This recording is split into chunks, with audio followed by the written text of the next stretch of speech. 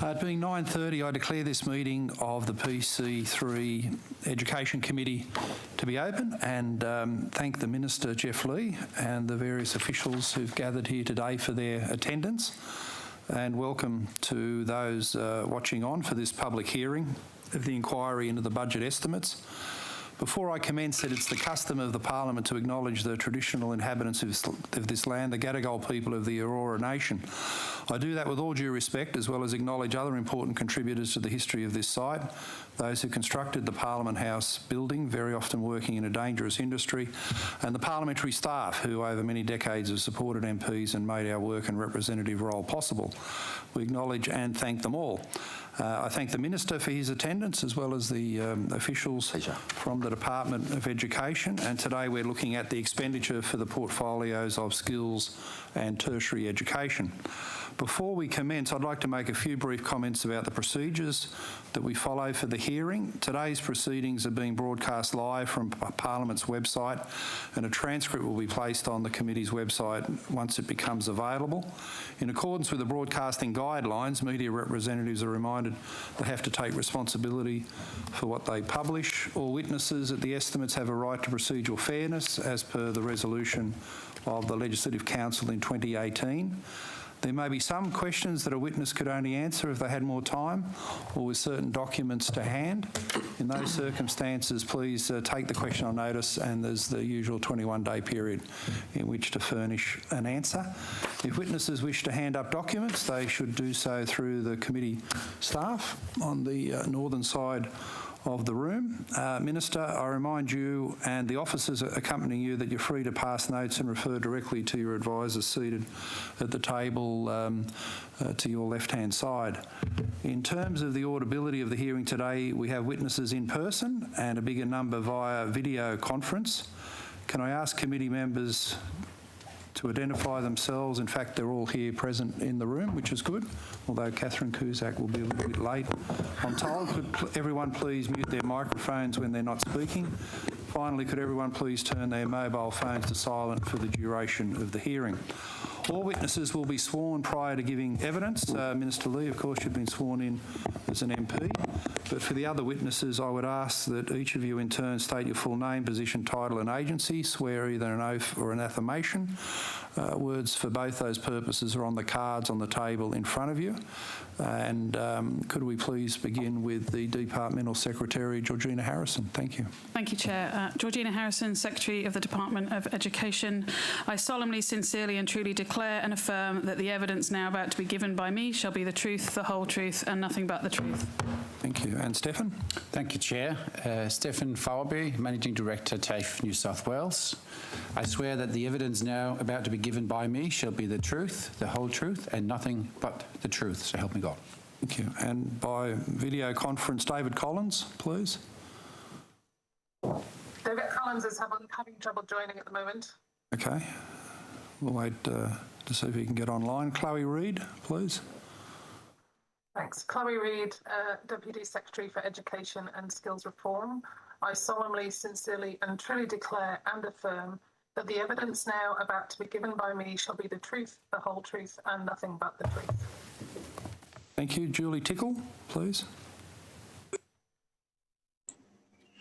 Thank you, Chair. Julie Tickle, Chief People and Culture Officer, TAFE, New South Wales. Solemnly, sincerely and truly declare and affirm that the evidence now about to be given by me shall be the truth, the whole truth and nothing but the truth. Thank you. Michael Alakwa. Thank you, Michael Alakwa. Michael Alakwa, Chief Transformation Officer, TAFE, New South Wales. I solemnly, sincerely and truly declare and affirm that the evidence now about to be given by me shall be the truth, the whole truth and nothing but the truth. Thank you. Dr. Margot McNeil. Thank you. I, Margot McNeil, Chief Product and Quality Officer of TAFE, New South Wales, solemnly, sincerely and truly declare and affirm that the evidence now about to be given by me shall be the truth, the whole truth and nothing but the truth. Thank you. Kirsty Hosea.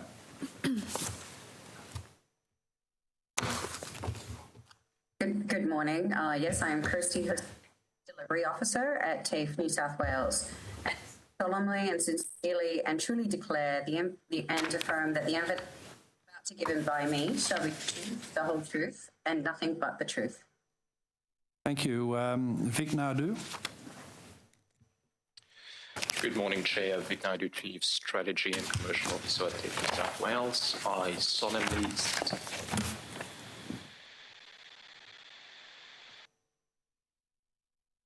the truth, the truth, and nothing but the truth. I think that's working. No, we'll take that though as sworn in. David Blackley. David Blackley, Chief Information Officer, TAFE New South Wales. I swear that the evidence now about to be given by me shall be the truth, the whole truth, and so help me God. Thank you. Catherine Grummer.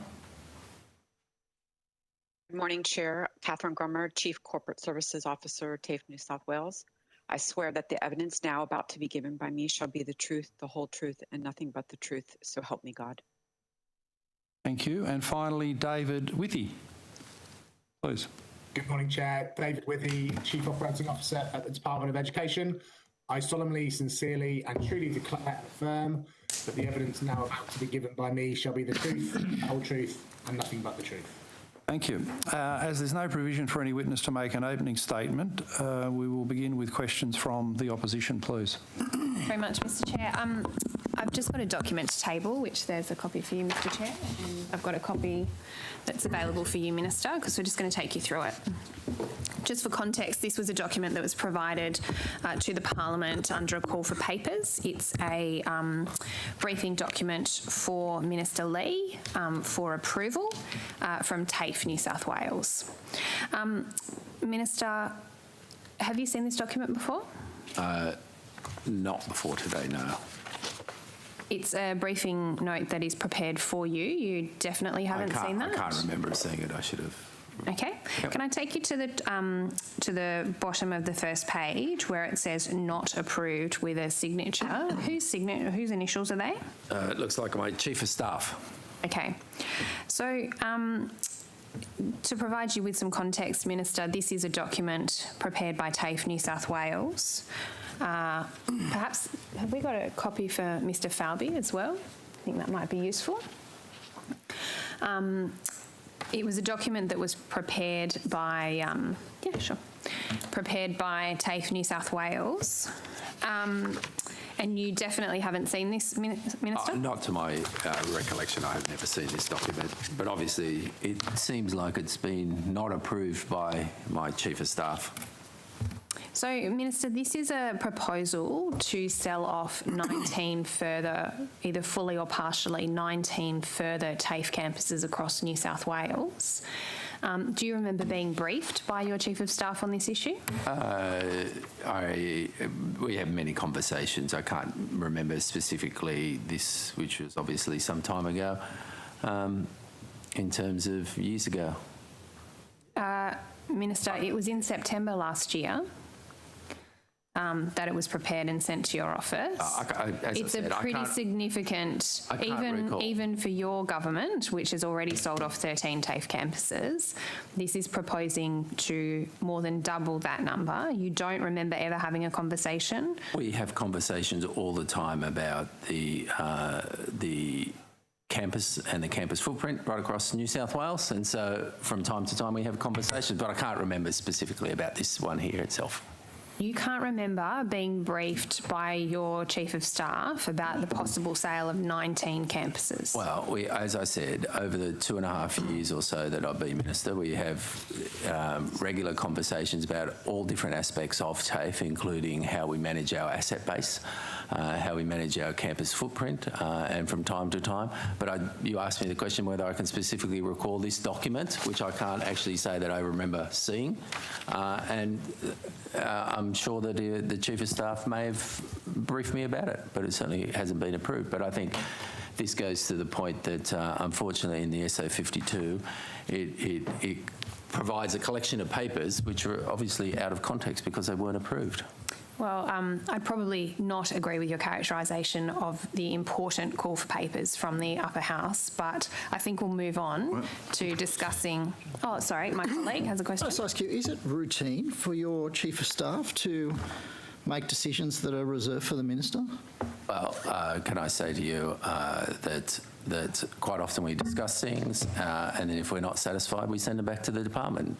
So the Chief of Staff would have signed this as not approved following a discussion with you, Minister. Is that your understanding? Well, as I said, we have all sorts of discussions. Quite often we talk about different things. If there's not enough information in the brief and it's not substantive enough, we'll send it back, for instance.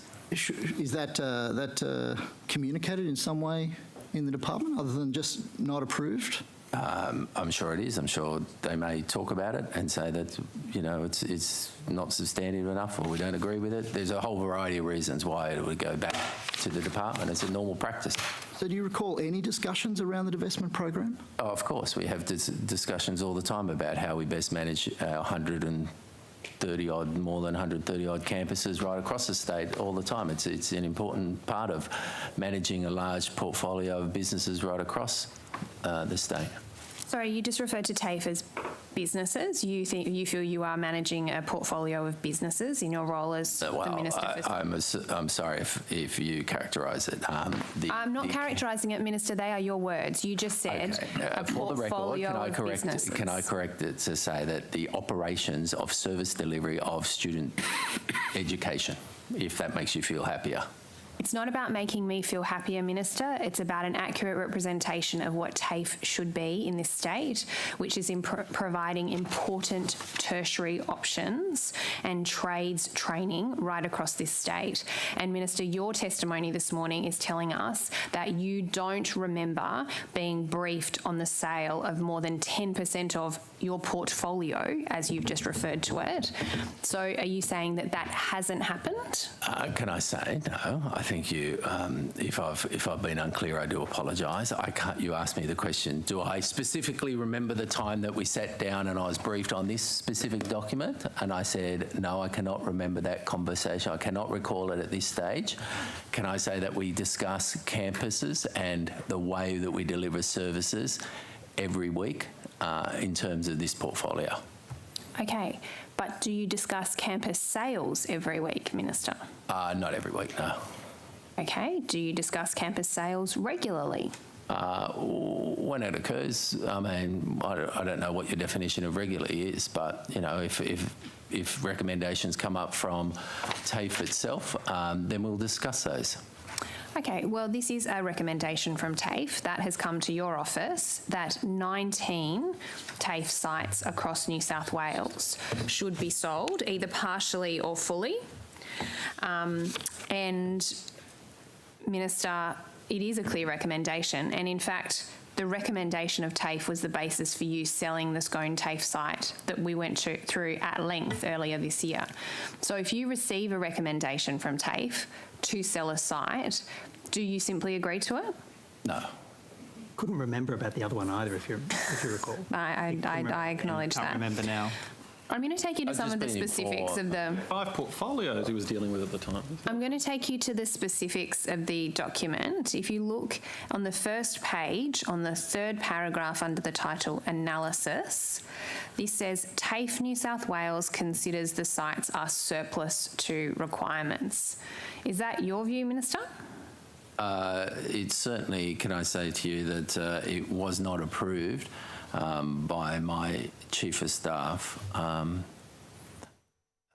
don't think there was enough detail in terms of the whole components of each one of those, so I didn't agree with their analysis in terms of the totality of the briefing note.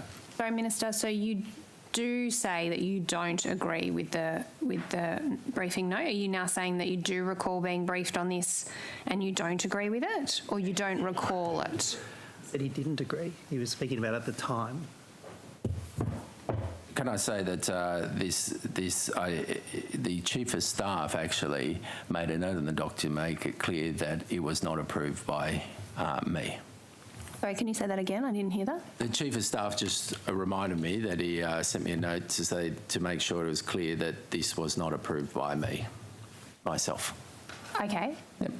So I didn't. It was not approved by you, so you were briefed on it and it was not approved. Well, I must have been, and I can't recall that specific briefing. So, Minister, you don't recall being briefed on a proposal to sell more than 10% of the TAFE sites across New South Wales. Is that how common discussing campus sales is in your office? No, that's a mischaracterisation. I think that is wrong to characterise the 19 sites as more than 10% or 10% of our sites. That's You just wrong. told me that you have 130 TAFE sites across New South Wales. This is a proposal to sell 19. Quite often we have more deliveries, we have more sites that we actually own than 130 campuses. Some of them are small annexures that we haven't been used for a decade or so. They've been vacant for years. They've been subleased or leased to external agencies, including the police force, including other training providers. Minister, we will get to those specifics a little later on. I'm really interested at the moment to just really press this point. Do you recall being briefed on the sale, on the proposal? I said, and I say it again, I can't remember the day and the conversation we had about this specific. Okay, but my question is, do you have a general recollection on this proposal at all? Or this does not twig a memory at all? No, there's certainly, we discuss the management, the acquisition, disposal and maintenance of our campuses right throughout the state at all times. Can I say I note this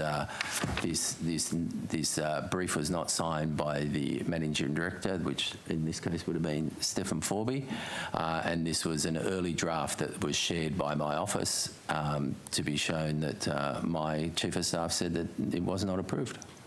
Okay, well, that brings me to my question to Mr Falby. Did you approve this document, Mr Falby? No, I did not, and as it also appears on this exhibit, I didn't sign it, so it must be a draft. Minister, did you or did your office request that this briefing proposal be prepared? I can't answer. I don't have a knowledge of that question to say, but can I say to you that the investment and divestment in campuses right across our state is an important aspect of TAFE's management of its physical infrastructure, that in the future that it will continue to do so. Can I say that in the past it has bought campuses, it has sold campuses, it changes its footprint to cater for the future industry needs, future student needs and the changing demographics. Can I say this is not a process that miraculously came out of the air. This is a process that under Labor for 16 years that they actually... Okay, Minister, you've been in government for more than a decade. Well, let's focus on your record. Let's talk specifically, and we'll get to the specifics of this document shortly. What I'm interested in you providing me either with an answer or taking on notice is, did you or did your office request that this document be created? I'm more than happy to take that on notice, unless you have those details or one of my staff have those details. Okay. I'll take it on notice. Great. Mr Falby, did you request that this document be prepared? No, I did not. Okay. So, Mr Falby, you did not sign off on this document? That's correct. So your view is that this is a draft document? Yes. Can you explain where on this document it says draft? I can explain that any document that is a formal document, it has my signature on it when it with regards to recommendations around divestments. And as my signature isn't on it, it's a working draft. So have you seen this document before, Mr Falby? No, I have not. So it's your testimony that you've never seen this document before? A working draft. Why did the Chief of Staff sign off not approved? After consulting the Minister. Have an answer for that? This is the first time I see this document, so I really cannot. Potentially an even bigger problem, isn't it, Mr Falby? This is happening. You're the boss. And therefore, as far as I'm... This evidence is just astounding. Sorry, Mr Falby, you are saying that this document came from your department with a pretty radical proposal to sell off 19 TAFE campuses, and you didn't approve it and you weren't aware of it? To the very best of my recollection, I certainly did not approve it, and I cannot recall having seen this document before, no. Is that normal for a proposal as significant as this to come from your department to go to the Minister's office to brief the Minister on, for him to provide a formal not approval? If it is a formal recommendation from TAFE New South Wales, it certainly would have had my signature on it. Okay. Is it possible that the electronic signatures have been redacted or removed? I absolutely do not believe that be the case, but happy to take that specific technical question on notice to confirm. So let's just be clear, though. The evidence that we're receiving this morning is that this is a draft document, despite the fact that it doesn't say draft anywhere on this, despite the fact that the Minister says that he was briefed on it, and the Chief of Staff. No. I think the testimony, I think what I said is I cannot recall briefs on this specific document itself. Okay, but it has come to your Chief of Staff. Your Chief of Staff has said that, sorry, can you say that, can you read out that little note that you read out before? My Chief of Staff made a note on the document to make it clear that it had not been approved by me. Okay. Minister, perhaps you can take on notice when this issue was discussed by your office?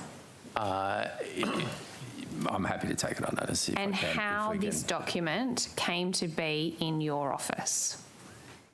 If it didn't go through a formal approval process, if it didn't come from the Secretary of the Department, if it got escalated to your Chief of Staff. If you want to find out the internal processes, I'm happy to share that with you. I think it probably came from an email, to be honest with you. I'm interested in whether there was a discussion in your office about commissioning a secret study to sell off 19 Point of order, Mr. Farlow. Point of order. The Minister has already undertaken that he'll take the question on notice and will provide a response to the member. Minister, it's clearly not an email. It's got a handwritten note on it. Well, yeah, that's how it got from TAFE to us. I would imagine it came through an email and then it was probably signed and printed out and then signed by the Chief of Staff, because that looks like his handwriting to me, and probably emailed back. He's actually told you he did it. No, I'm looking. No. I told you that he did it. And then I'm looking at what appears to be his signature. Yeah, I wanted to ask about just this issue that's identified in the document, the $3 billion land and property sales target. So,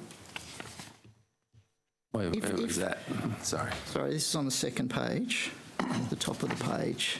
$3 billion. It describes a $3 billion whole of government surplus land and property sales target. Is that still the target of the government? Well, you'll have to ask the Treasurer that. That's beyond my scope of being the Minister for Skills and Tertiary Education. It refers to the education cluster contributing $90 million towards a target. Is that a correct figure? Does New South Wales Education have to contribute $90 million towards a target of land and property sales? So, as I think the Minister outlined, the purchase and sale of land and assets is part of managing the scale of portfolios that we have across the state. I understand that. We have divestment targets, so Mr Withy can provide you with the specifics on that. Well, this one refers to the department or the education cluster, $90 million. You're the principal, you have principal responsibility for that. Is that correct? Is that figure correct? That is correct, yes. And so the 1.31 million in financial year 2020 and the 2.4 million in 2021 for TAFE, Mr Forby, are those figures correct? Are those the correct targets? I'm sorry, Mr Diadam, did you ask about the numbers that are in this document, whether they're correct? Yes. The 1.31 million and the 2.4 million, is that the question? Yes. Yes, as far as I'm aware, yes, that's correct. So did you meet the 2020 target? We did, yes. Right. Can I say to you that you should look at this in context? The financial year 2021, 2.4 million, that's in opposed to our investment of over 250 million. In terms of that's more than 100 times invested into capital infrastructure. Minister, how many new sites did you buy in 2021? I'll have to check for you because the CLCs, I just don't want to mislead. Unless you have, or one of my staff will tell us the sites that we purchased to deliver CLCs. So, in fact, we're growing sites, not reducing sites. Solely for CLCs? You purchased new sites for CLCs? Is that what your testimony is? Where land was available, we're purchasing. Where we can't buy land, sometimes we have to lease. It depends upon the arrangement. Okay, Minister, can you name a single site that you purchased in 2021? I'll take it on notice, or one of my staff will tell me. I just don't want to get it wrong for you, that's all. A pretty simple question. You just talked about a $200 million investment. You can't name a single site. I'll take it on notice. Point of order by Wes Fang. I was going to say the Minister did take the question on notice, and I think in that instance the Minister has a procedural fairness to... Yeah, can I just say that in terms of the conduct of the meeting, we did have a problem in March where we went round and round on the one spot about Scone TAFE, and Mr Forby and the Minister were party to that. I think it really does work better at budget estimates if there's a direct question and then a direct answer. And things like not recalling and you don't want to get it wrong and it's all on notice really does diminish the process. So I'd urge direct questions and then a direct answer from the witnesses, please. So we don't get 50 of these interjections. If the Minister's taken something on notice that most people would think an ordinary human being would remember, I think it is perfectly fair to test that question, test that answer. And if we're going to keep having these interjections, it's going to waste time. Okay. I think look, if we're going to... Order. I've given a ruling on how the meeting should be conducted. There has been a series of questions to try and get to the Minister's recall about consideration of this document. We can't make the Minister answer a certain way. One would normally think a Minister would have a pretty direct recall of a document as important as this, but we can't make the Minister provide evidence that he's unwilling to provide. But we can get direct answers, and if you can't recall, well, that's where the meeting rests, and we should move on to the next question. Mr. Forby, the opposition, can I please. ask you, if this document wasn't approved, how did you meet your $1.31 million target for 2020? We will be happy to provide the details here as to which divestments made up that. It is a very small amount of money, and I will be happy to provide that detail here if you'd like to have that. I'm sorry. Yeah, so Ms. If I can ask and call upon Ms. Grummer, who is our Chief Corporate Services Officer, and Ms. Grummer, would you be so kind as to talk to what made up the number, of which I have here in a note that was handed out, that for 2021 there was a $2.4 million proceeds from divestments for TAFE. Are you able to clarify that, please? Yes, thank you, Mr. Fawby. Catherine Grummer for Hansard. As it relates to, I believe, the briefing note in question, I don't have it in front of me, but I do understand that to just be what the actual budget targets were at the time that draft brief was created. We have then since relooked at the forecasting of our budget targets for divestments. I can confirm that in FY21, as it relates to proceeds from sale of property, plant, and equipment, we recorded an actual $2.2 million. Thank you, Mr. Shub. Through the sale of the Randwick product. Oh, sorry, Chair. That was just largely through the sale of the Randwick property. Thank you. Thank you. Mr. Shoebridge. Very direct. Thanks, Chair. Mr. Fawby, who does Ms. Arnott, the General Manager, TAFE Infrastructure New South Wales, report to? Ms. Arnott no longer works for the organisation, Mr. Shoebridge. Who did she report to? She reported to Ms. Grummer. Ms. Grummer. Did Ms. Arnott speak to you about this briefing that she prepared for the Minister on the 4th of September 20? She did? Well, yes, if I could maybe provide clarity to the brief that I believe we're discussing. TAFE New South Wales, as with all government agencies, needs to ensure that it's looking at its property portfolio and where it has assets. TAFE New South Wales is in the fortunate position that we've met our divestment targets. So any properties that we sell, we're able to reinvest back into the business. When I first stepped into this role, Ms. Arnott had done what we call an omnibus brief on a list of divestment properties to be sold. As Minister Lee indicated, the Chief of Staff did not approve the brief because we have agreed that the process going forward is that we will not use an omnibus brief. If TAFE New South Wales is recommending a property to be divested, a particular brief will be submitted to the Minister's office in context for that particular location. So Ms. Arnott spoke to you about the brief and prepared the brief, and you knew the brief was going to the Minister. Is that right, Ms. Grummer? So my understanding of the events is that the brief was not formally submitted. Ms. Arnott, I believe, sent the brief directly to the Minister's office, and that was without my knowledge. What do you mean not formally submitted?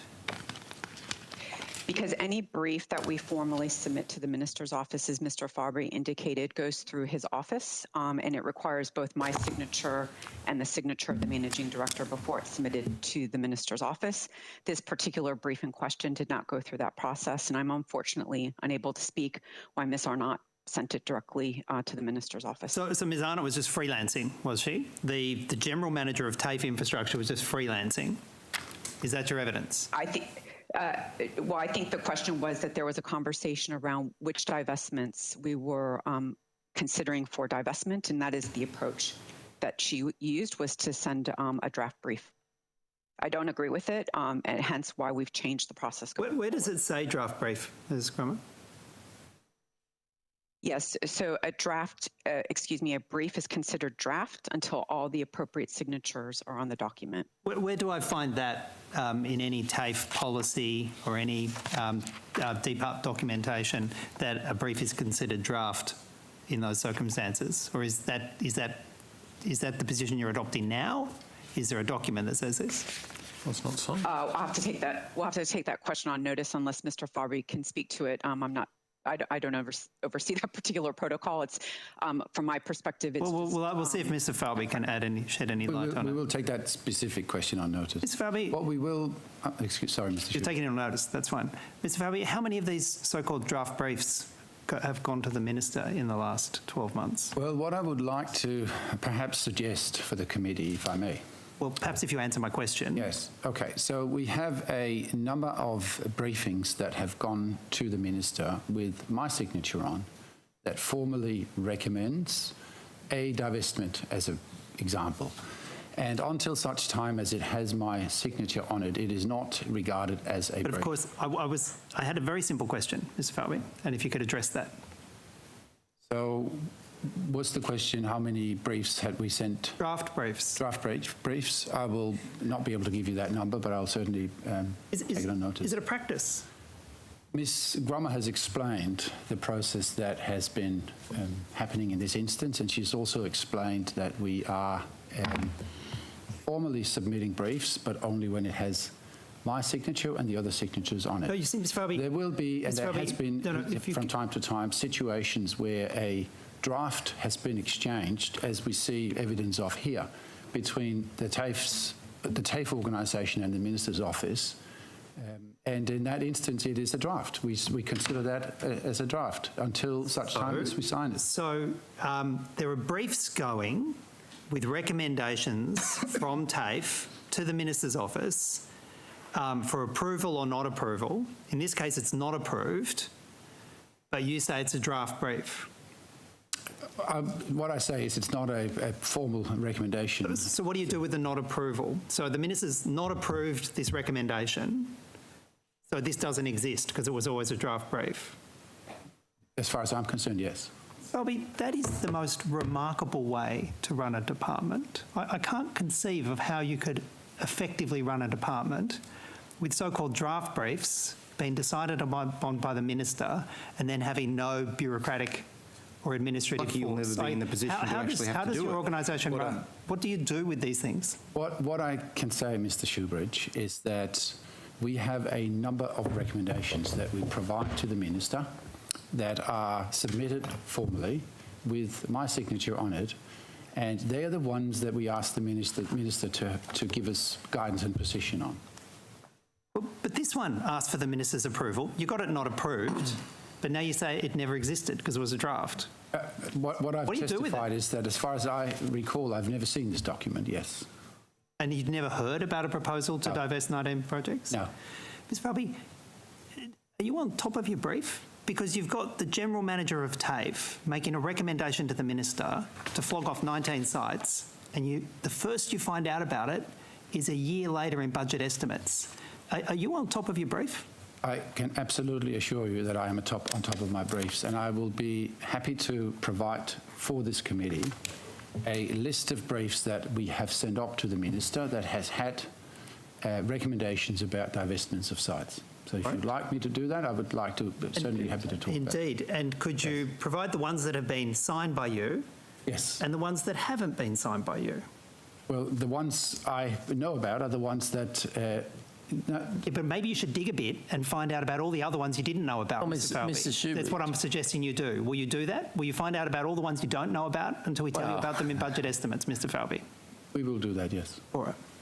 Can I just say, Mr. Schubert, with the deepest respect, that it is quite normal practice to engage with an agency at different times, and at times to give feedback like in this thing. You're not being very helpful here because you don't remember the first thing about it, Minister. You say you don't remember the first thing about it. What I'm saying, the process is, it's not respectful or helpful. Point of order. Point of order. Now, the Honourable Minister is trying to provide an answer to Mr. No, he wasn't answering your question. It was a gratuitous statement from him, not in response to a question. I'm now going to raise 2 points of order. I'm going to have the first one addressed and then I'll address the second one. The first one is the Honourable Minister was trying to address an answer. No, he wasn't. And Mr. David Shoebridge was interjecting over the top of him. Hansard cannot record that. It is impossible for them. And I'd ask that we, as you suggested, Chair... We discourage people talking over each other, yes. The second point of order is that while I'm trying to address a point of order, Mr. David Shoebridge interjects on me. And that is disorderly, and I ask you to call him to order. Okay. We'll just go back to the questioning, and if we can have one speaker at a time, please. Minister, have you implemented or have you accepted all of the recommendations from ICAC coming out of Operation Lancer? I'll have to take that one on notice. You know what Operation Lancer is? Can I say that I'm more than happy to take...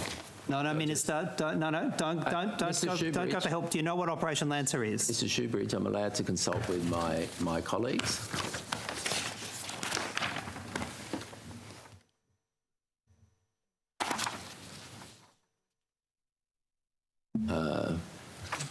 Now know what Operation Lancer is, so why don't you tell me? Yeah, I've been, can I say,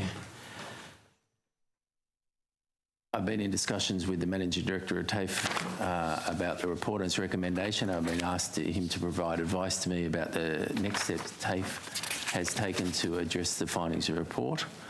I'm advised that TAFE New South Wales reported to the public interest disclosures to ICAC in 2017 and remind the committee that this was before I was a minister, and TAFE self-declared the incident to ICAC, referred it to ICAC. Certainly these are historical matters occurred prior to the One TAFE modernisation reforms, which brought together the 10 separate institutions into one TAFE model. And can I say that since then the organisation has undergone significant reform, including strengthening the procurement framework, introducing an e-procurement system, establishing controls and oversight for ICT projects, and improving probity in procurement and recruitment practices. I'd like to thank the current and former TAFE staff who detected the unacceptable conduct and reported it, and I'm also advised that TAFE New South Wales ceased its commercial relationships with the provider of the third-party services, and the employees concerned are no longer employed by TAFE New South Wales. What's Operation Lancer? No, Minister. What's Operation Lancer? It was an investigation into potential corruption of procurement of services by some of TAFE staff. By who? Who did the investigation, Minister? In terms of...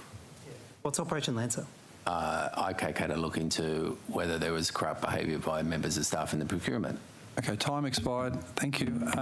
My questions. Mr. Forby, why doesn't Gwen Diano work for TAFE anymore? Mr. Arnott, I believe, had a contract which was a a time-bound contract, and when that ran out, she no longer she ceased her employment with us. She wasn't a permanent employee, from my recollection. Right, and when did that contract expire? If I can we can probably provide that evidence during the course of today, but I don't have that number or that date readily available. Right. If you'd allow me, Chair, I'll try and see if I can provide. And did you seek at any time to renew the contract? No, I think from memory, Ms. Arnott had years of involvement with the organisation. Way before I joined that organisation. I do not believe we were seeking to renew it at the time when it expired. Right, and can I just ask, in terms of basic governance, how it's possible that Ms. Arno worked for Catherine Grummer, who then reports to you, but a person in the third tier of TAFE got to make, apparently without your knowledge or that of Ms. Grummer, a submission direct to the Minister's office about the sale of 19 TAFE sites? So I'll say, Chair, what I said before, that any formal recommendation that we make will have my signature on it. And that's not what I'm asking, Mr. Forby. I'm asking you in terms of governance, in how you run TAFE, how someone in the third tier of administration gets to bypass the person above her and then you, and make this report direct to the Minister's office. I'll say that we have ongoing discussions between the Minister's office and us on matters such as... Mr. Forby, you're not answering the question. My question is very direct. In terms of governance, how does this happen? It happens because there are discussions, and in discussions documents may be exchanged to make points, to suggest things, to discuss things, and to, in some instances, solicit feedback and inputs. That happens as part of an ongoing engagement between two organisations. It has nothing to do with seeking approval.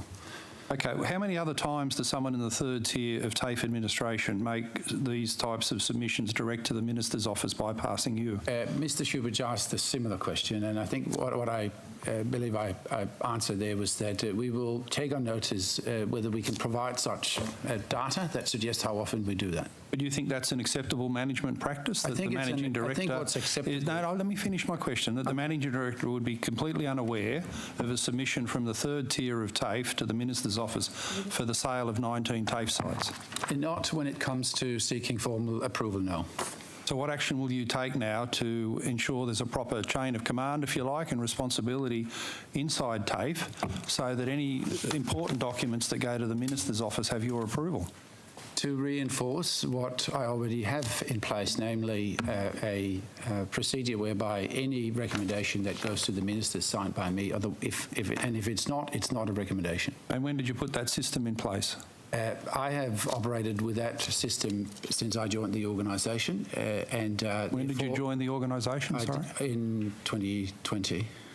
Well, what part of 2020? In January. In January 2020. How is it 8 months later, if you said you put that system in place, that Ms Arno from the third tier of TAFE is able to make this submission direct to the Minister's office with you having absolutely no approval, no knowledge of a submission involving the recommended sale of 19 TAFE sites? As I said before, Mr Chair, this is not a recommendation. It is not a formal recommendation going to the Minister. It is a working draft that has been exchanged between my organisation and the Minister's organisation. Mr Forby, I asked you, you gave earlier evidence that you've had, since you've been there in January 2020, a system in place whereby what goes to the Minister's office is with your approval. This is a document with 5 recommendations set down, not approved by the Chief of Staff, that's true, but there's 5 recommendations here that have gone to the Minister's office for the sale of 19 TAFE sites. If you had a system in place when you got there in January 2020 that submissions like this require your approval, how did this one get through? I can only say what I've already said, Mr Chair. It was not a formal recommendation. We were not seeking the Minister's approval on this one.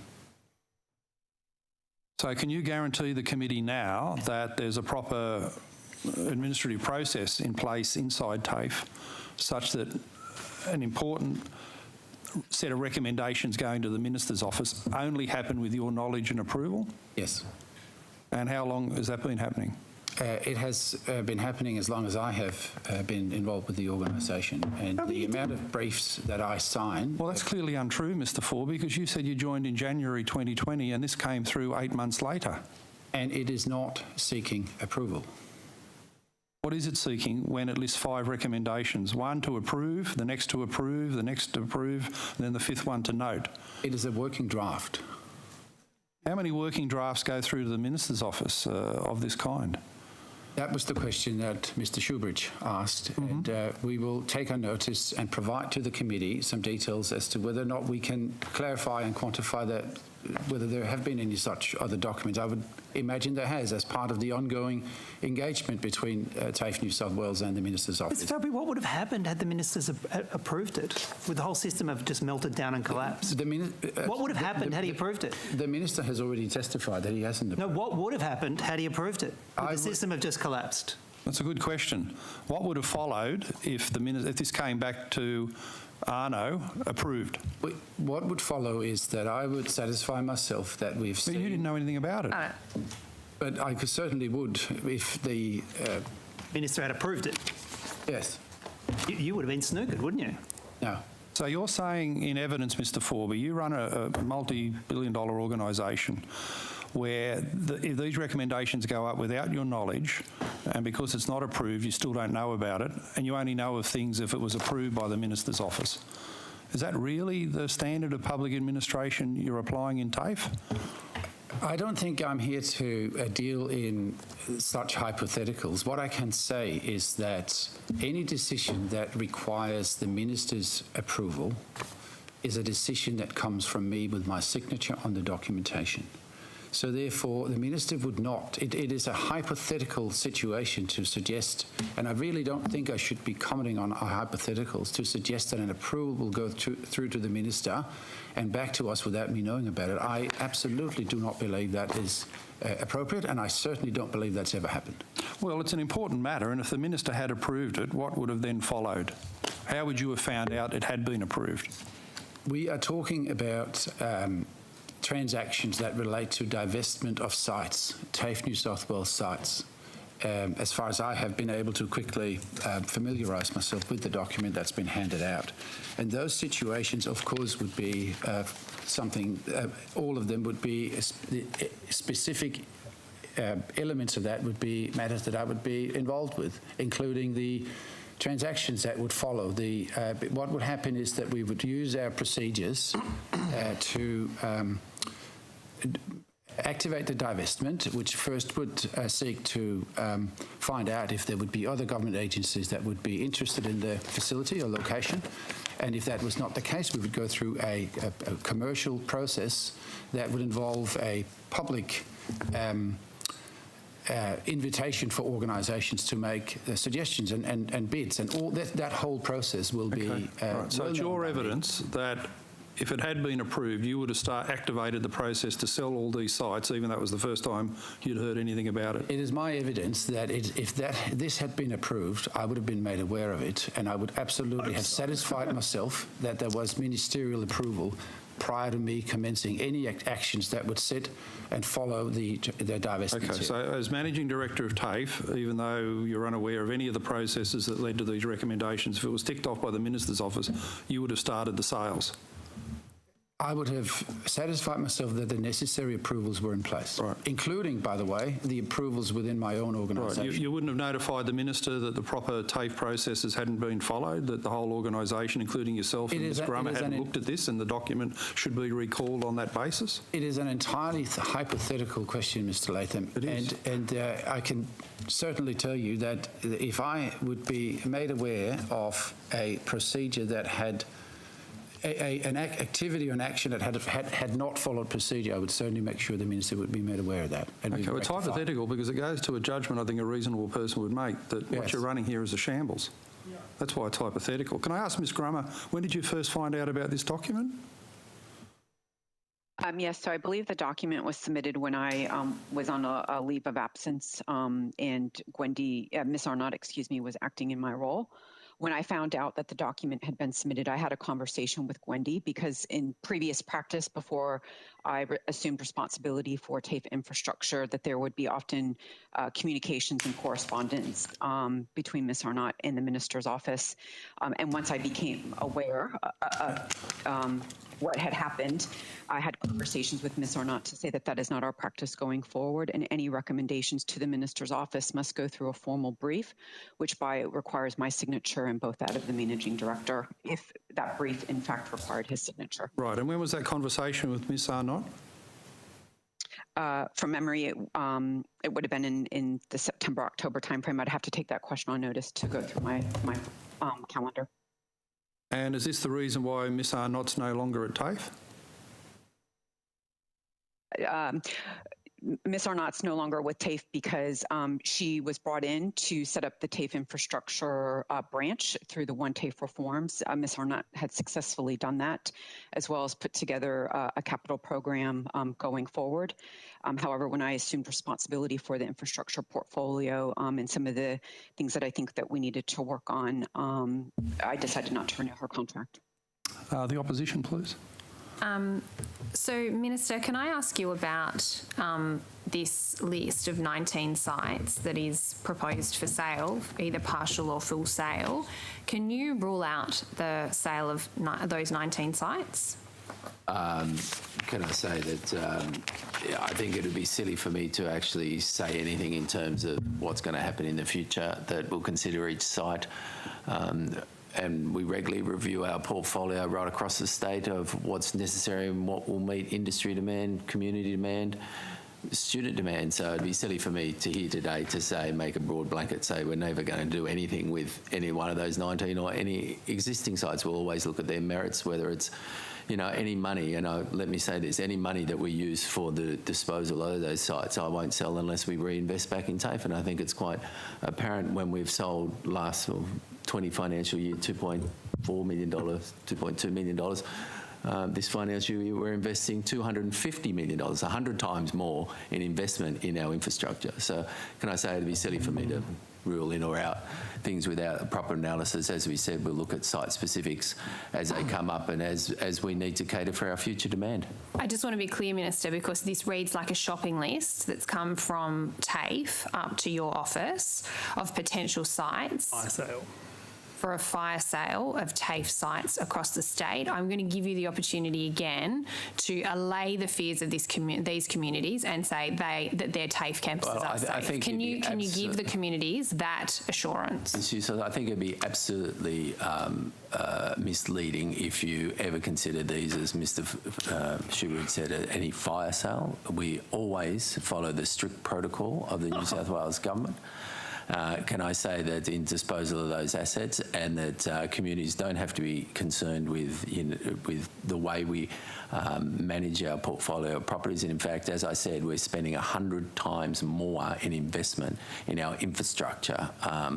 So we'll consider things as they come along over time. I don't want to, put a broad blanket rule depending upon how we choose to expand our campus structures or what's going to happen in the future. TAFE has a long, proud history of more than 125 years. And can I say to you, and you that seem pretty keen to bring that to a pretty quick close with let me move back to the document.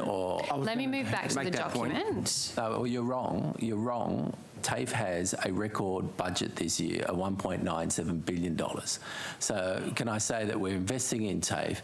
In addition, they're running out fantastic programs. Minister, we have got some specific questions. This is not the opportunity for you to spruik general figures. You made an assertion that I was not invested in TAFE, and this government is. No, but you have a clear shopping list of TAFE sites here that you are trying to sell off. I've got a point of order. Excuse me, Courtney Houssos, if the meeting can come to order, I think we just need to allow the Minister a bit more time to complete his answer. If there's any lengthy filibuster type answers, I'll call those to order, but it's best if we have a question and then a completed answer and then another question. Courtney Houssos. Minister, I draw you to page 2 of the briefing note where it says TAFE New South Wales understands the clusters, so this is on the 3rd paragraph, It says TAFE New South Wales understands that the cluster's contribution to the target is over and above divestments planned for asset recycling or other budget measures. What other sites are being considered for asset recycling programs? I'll take it on notice. Nothing springs to mind in terms of remembering this was a draft document that didn't go through the official channels, but I'm happy to take it on notice and say if there's any others that we're looking at. Currently, we're doing our 20-year infrastructure strategy, looking at what are the other opportunities we have right across the state. But I'm happy to take it on notice. Nothing springs to mind. Then I'm going to bring you to then at the bottom, about 2/3 of the way down the page. Are we on page 2? On page 2, where it says, before sites deemed appropriate for divestment, the final line says, the balance of proceeds will be a critical contribution to funding capital works in the TAFE New South Wales investment program. So, Minister, this document is saying that you are relying on TAFE sales to actually fund the work of TAFE. Is that accurate or is that inaccurate? Well, the accuracy is that I will not sell a site unless I'm guaranteed by the Treasurer to reinvest that money into other parts of TAFE infrastructure. Well, Minister, that's actually not what this document says. Well, that's okay because I didn't draft this document and my Chief of Staff didn't approve this document and it is a draft document. I think we've gone through that ad nauseum and I think that as not writing it, but I can guarantee you that I say to the Treasurer, whichever Treasurer it is, if I sell a site, I want that money invested back in the local community. That's what we're doing. Why would I sell it and not invest the money back in? Let's come to that. Let's move specifically to that proposal because of these proposed campus sales, 12 of them have, or as the basis of this, sale, are close to a CLC. The justification for selling 12 of these sites is that there is already a CLC and that they are close by, so they are no longer, they are, to use the words, surplus to requirements. Is that your position, Minister? No. The location of a CLC is one of the factors that we may look at in terms, and we do look at in terms of a whole range of factors and a holistic assessment of those programs. But if I think to simply characterise them as being close to CLCs, and that's why we're selling, is completely wrong and completely mischievous by Labor to say that if we open up, the reality is we're investing in TAFE in the future. We're giving access to regional rural communities to access to TAFE. And I've said it last time here, one only has to look at places like Yamba, first time TAFE has ever been in that community. So it'd be wrong to characterise it as that. Minister, is there a single course that TAFE offers that you don't think is appropriate to offer at a CLC? Can I say that that's a simplistic question? Can I say that it is a simple question. No, I'm asking you whether there is a should be allowed to answer the question. Course that can be offered at TAFE that should not be offered, cannot be offered at a CLC. So can I say that education is rapidly changing? We see it during the COVID-19, the move to online, the acceptance of people to use online education. It's rapidly evolved over the last 20 years, but we've never seen it faster than the last 18 months. For instance, TAFE just offered lockdown learning during the lockdown period where there were 26,000 students enrolled in purely online courses, a remarkable effort. But can I say that it's simplistic to say that everything can be offered online because it can't, clearly everything, but components may be able to be offered.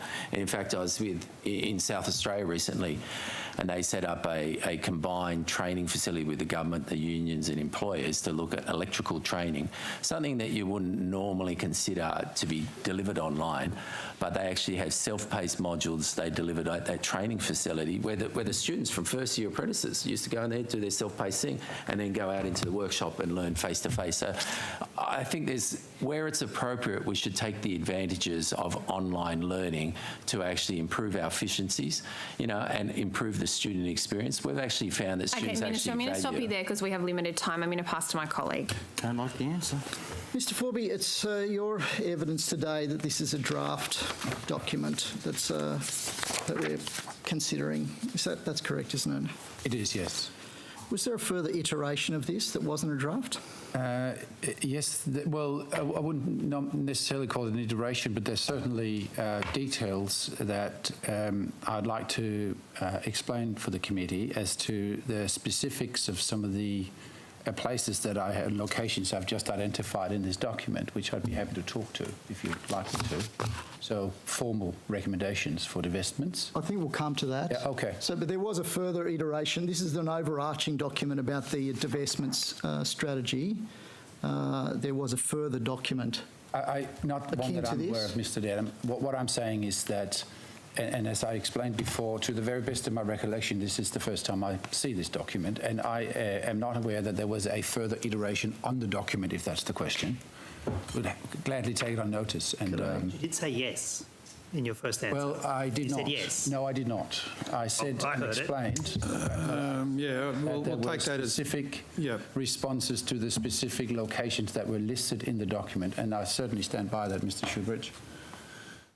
We're going to take that as, yes, no. People say yes, no. We'll have to take it that way. I'm sorry. Copies of 4 documents.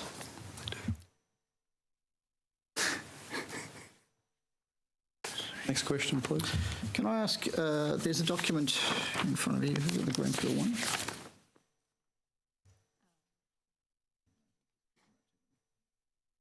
Running after. Greenfield. Can I take you to the document that's just been provided to you? It's titled Divestment of TAFE New South Wales Kurundai. Got that document? Yes. Can you see at the bottom of that document that document was provided on the 24th of September 2020? I can, yes. And the first document that we dealt with today was provided to the Minister's office. It's dated the 4th of September 2020. Yes. So 20 days later, this document was provided to the Minister's office. Yes. It's got your signature on it, doesn't it? It does. Yes.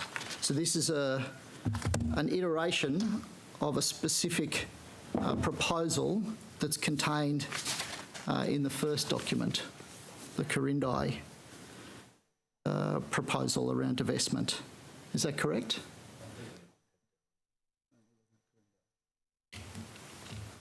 We've got different documents. There's 4 documents, sorry, that I've provided. Oh, is there? Okay, so Kurundai. Kurundai. Yes.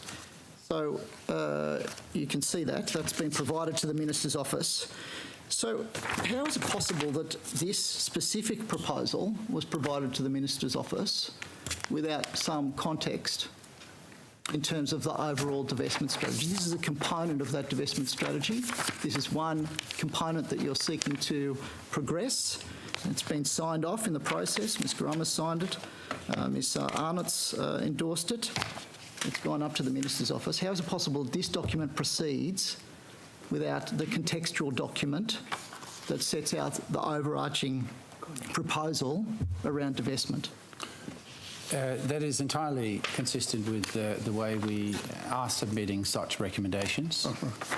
And this particular recommendation, I can confirm, was signed by me and is a formal recommendation to the Minister to divest the Kurundai facility. And we have a number of such recommendations, and I haven't had a chance to familiarise myself with the other documents that have been shared, but I would imagine exactly the same is the case for those. That is simply when a certain facility, in this case Kurundai, is deemed to be surplus to operational needs of TAFE New South Wales. We will bring that matter to the Minister's attention for his decision whether or not we should divest it. And that is the Minister's decision to do that. That's good. Thank you, Mr. Forby. Minister, can I ask you, can you have a look at that Kurundai document as well? Yes. You'll see on the document that it has a space for approved, noted by advisor / chief of staff. Yes. And that's there's nothing in that box, is there? Right, because it was not approved by me. No, but where the minister's approval is supposed to be signed off, Whose signature is that? It appears to be my Chief of Staff. Why is the Chief of Staff making these decisions? Well, Isn't that your job, Minister? No. Can I say to you that this is a classic example, and I think this is a good exemplar of that proposals will come up from time to time from TAFE as an agency. Sometimes we agree with them, sometimes we don't agree with it. In this case, we didn't approve it, therefore I didn't sign it. And I think the notation just says the Minister didn't approve it. So, Minister, you're saying that there are proposals that come up that are recommended by TAFE that you don't approve? Yes. Okay, but that's normal business. I mean, I asked TAFE to come up with all sorts of innovative ways that we can better deliver. Sometimes I agree with them, sometimes I don't. In this case, for the Corindi side, I didn't agree with their recommendation. For Corindi, you didn't agree with their proposal to sell. What was the basis for that? Well, the basis was to look at the site and then say what is the future demand in terms of the community use or the community expectations, what we can potentially use it for. So there's a whole range of factors that go into whether we're going to keep it or divest it. So we spent a lot of time at the last hearing about Scone, and the basis for your decision was that there had been a recommendation from TAFE. Yes, a recommendation, and just from memory, was based on the underutilised nature of the site, the high costs in keeping such a large campus, the ability to be able to do a better job from the existing CLC side, the opportunities that the money, $4 million, and I do note $1 million above the reserve price, to be reinvested in Scone and just down the road, it starts with M. Musselbrook TAFE. So, yeah, so we take every case on its merits, and then obviously TAFE puts forth recommendations. If we agree with them, and if I agree with them, I'll sign them off. If I don't, in this case, I did not sign them off. So you are comfortable with TAFE currently searching around which properties to sell and providing you with a list and with possibilities of selling those sites? Can I say I am very comfortable, and I actually encourage TAFE to look at our whole campus network, as any good minister would do, an agency, and optimise that for the delivery. If you want to deliver a first-class service, you've got to use your assets to the most effective process. TAFE is not a business that manages land. It is part of its portfolio mix. It is as your words were, it needs to be a world-class service, an educational facility that delivers to people who are from the most disadvantaged. Yeah, and it's pretty embarrassing that I had to remind you of that, Minister, and that you're not managing a portfolio of businesses, which was the way you characterised it. But, Minister, I'm going to pass to my... Our time is running short. I thought we've talked about that, and I apologise if I didn't use the correct word to describe the educational. Well, no, if you ask me a question... Order. I call the meeting to order. There needs to be a question, Minister, from the MPs, and then an answer from the Minister, rather than an exchange of statements. I think I need to... Next question, please. Minister, can I ask about one of the other documents, the one titled Divestment of 45 East Street, Grenfell? So that's... Can you tell me the date on that at the bottom of that document?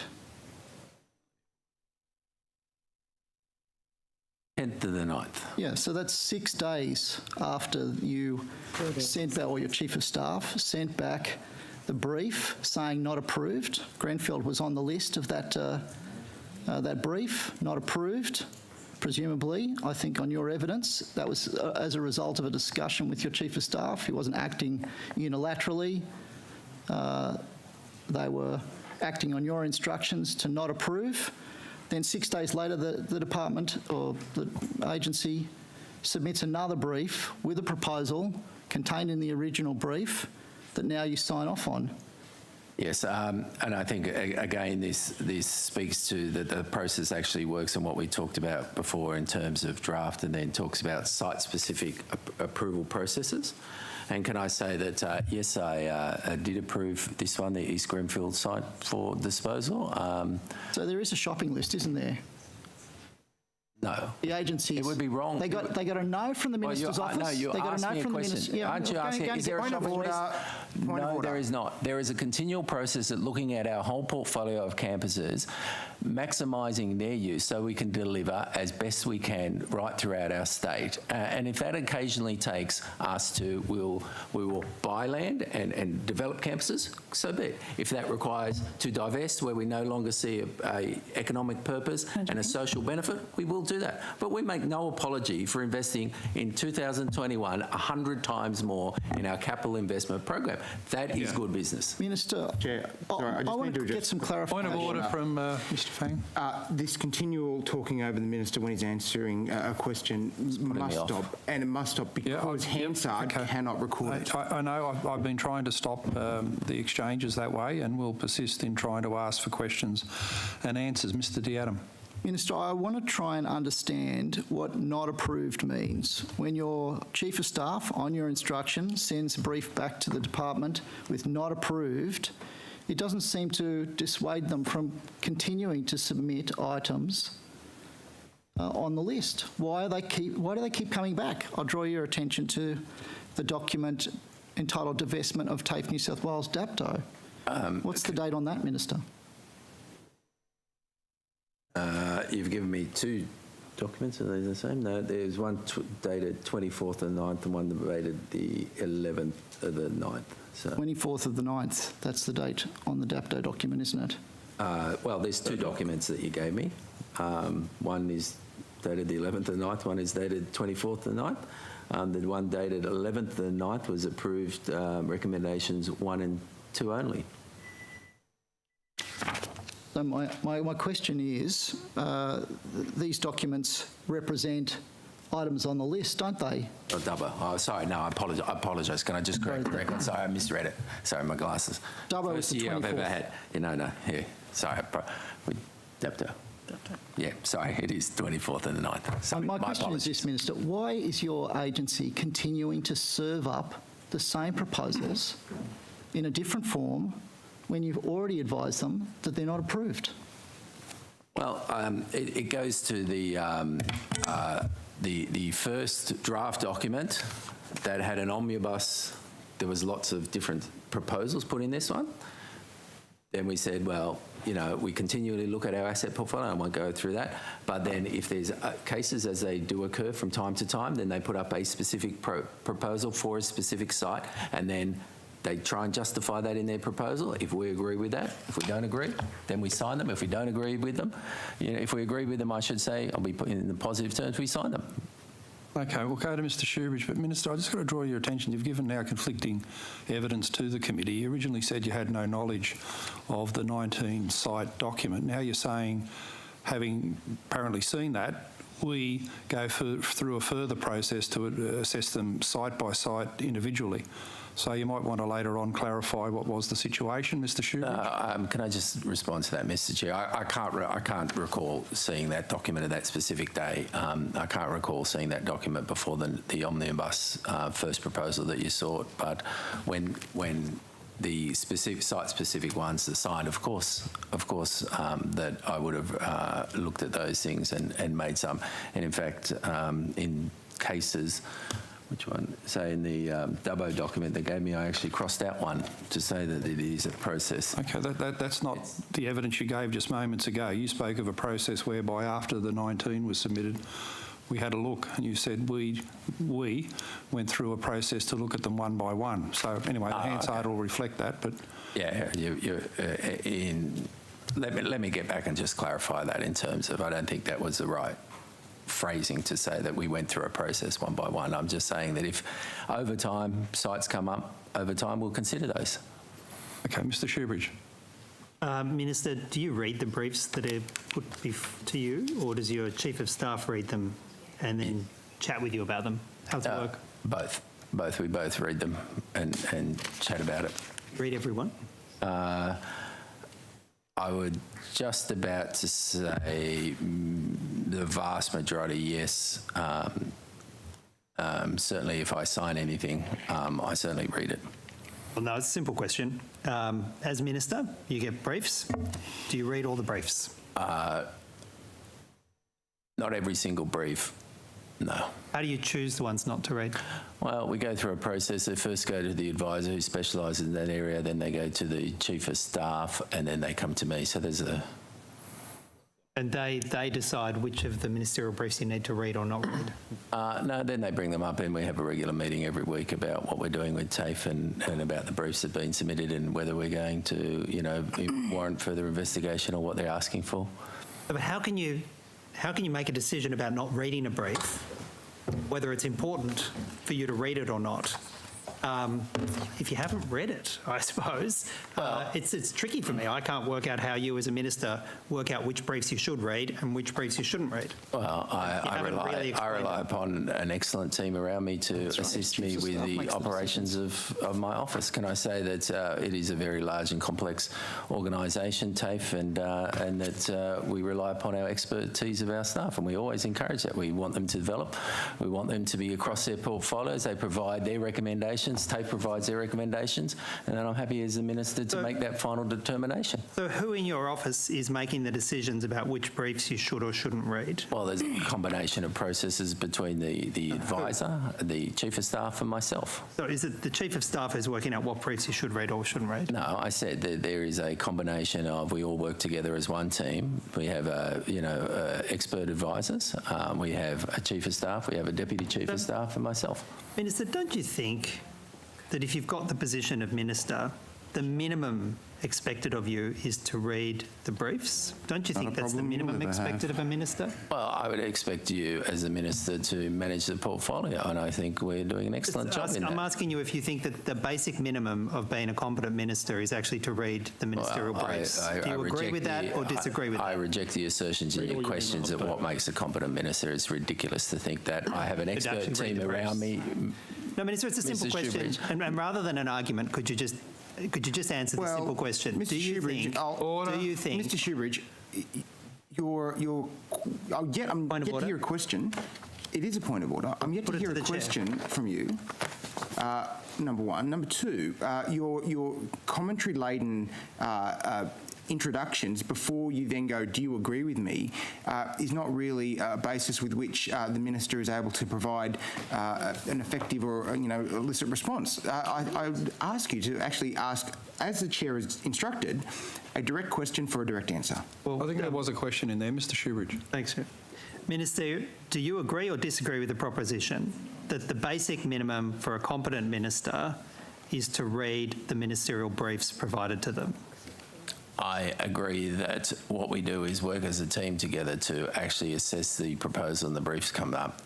Whether that requires total adherence, I don't actually agree. I think you can rely upon your staff. Your staff give you advice about the briefs, and then if you're interested, you make that decision.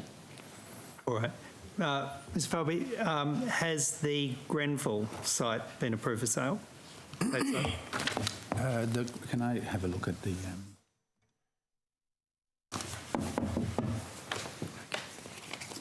While you're contemplating that, Ms. Falby, Minister, has the Grenfell TAFE site been approved for sale? Yes, it has. Has the Mudgee TAFE site been approved for sale? Yes. Has the Goulburn TAFE site been approved for sale? Yes. Has the Dapto TAFE site been approved for sale? Dapto, let me check on my list. I just want to get it right.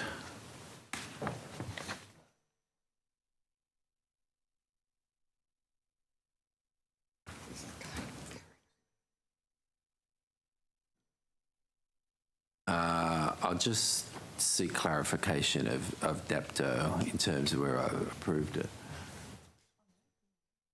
Ms. Falby, has the Dapto TAFE site been approved for sale? The Dapto one has not been approved for sale, no. Minister, has the Cogra TAFE site been approved for sale?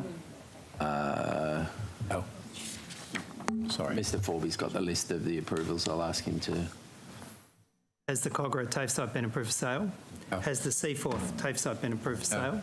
Has the Dubbo TAFE site been approved for sale? The Dubbo was first approved and then withdrawn. Corindi TAFE site? Corindi is not approved. Singleton TAFE site? Not approved. Has the Burke TAFE site been approved to commence divestment? Burke's site? No. No, would be my testimony. Good.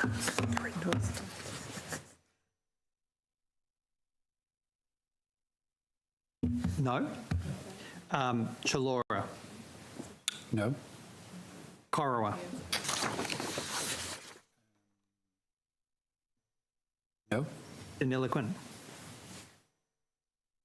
No. Narandra. No. Lidcombe. No. Queanbeyan. No. West Wyalong. No. Murwillumbah. No. Or Hornsby East. No. Are any of those sites the subject of continuing consideration for sale by TAFE, Mr Falby? So I'd like to go through the list to make sure I provide the exact details that you're asking, Mr Shoebridge, if you'd allow me to. Mr Falby, if that's going to take a long period of time, I'm happy for them to be on notice. Unless there's some quick clarification you can provide. Well, Mr Falby, with all due respect, they were questions one by one. You gave clear answers. Yes. If you need any further clarification, we'll take that on notice. Yeah, I don't believe I do need any further clarification. Okay, done. Minister, Operation Lancer, you now know what that is that right? Yes. Yeah. Yep. Did you get a ministerial brief on Operation Lancer? I'll have to take that on notice to... You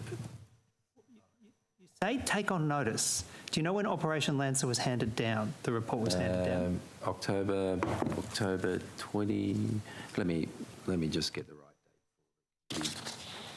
So that...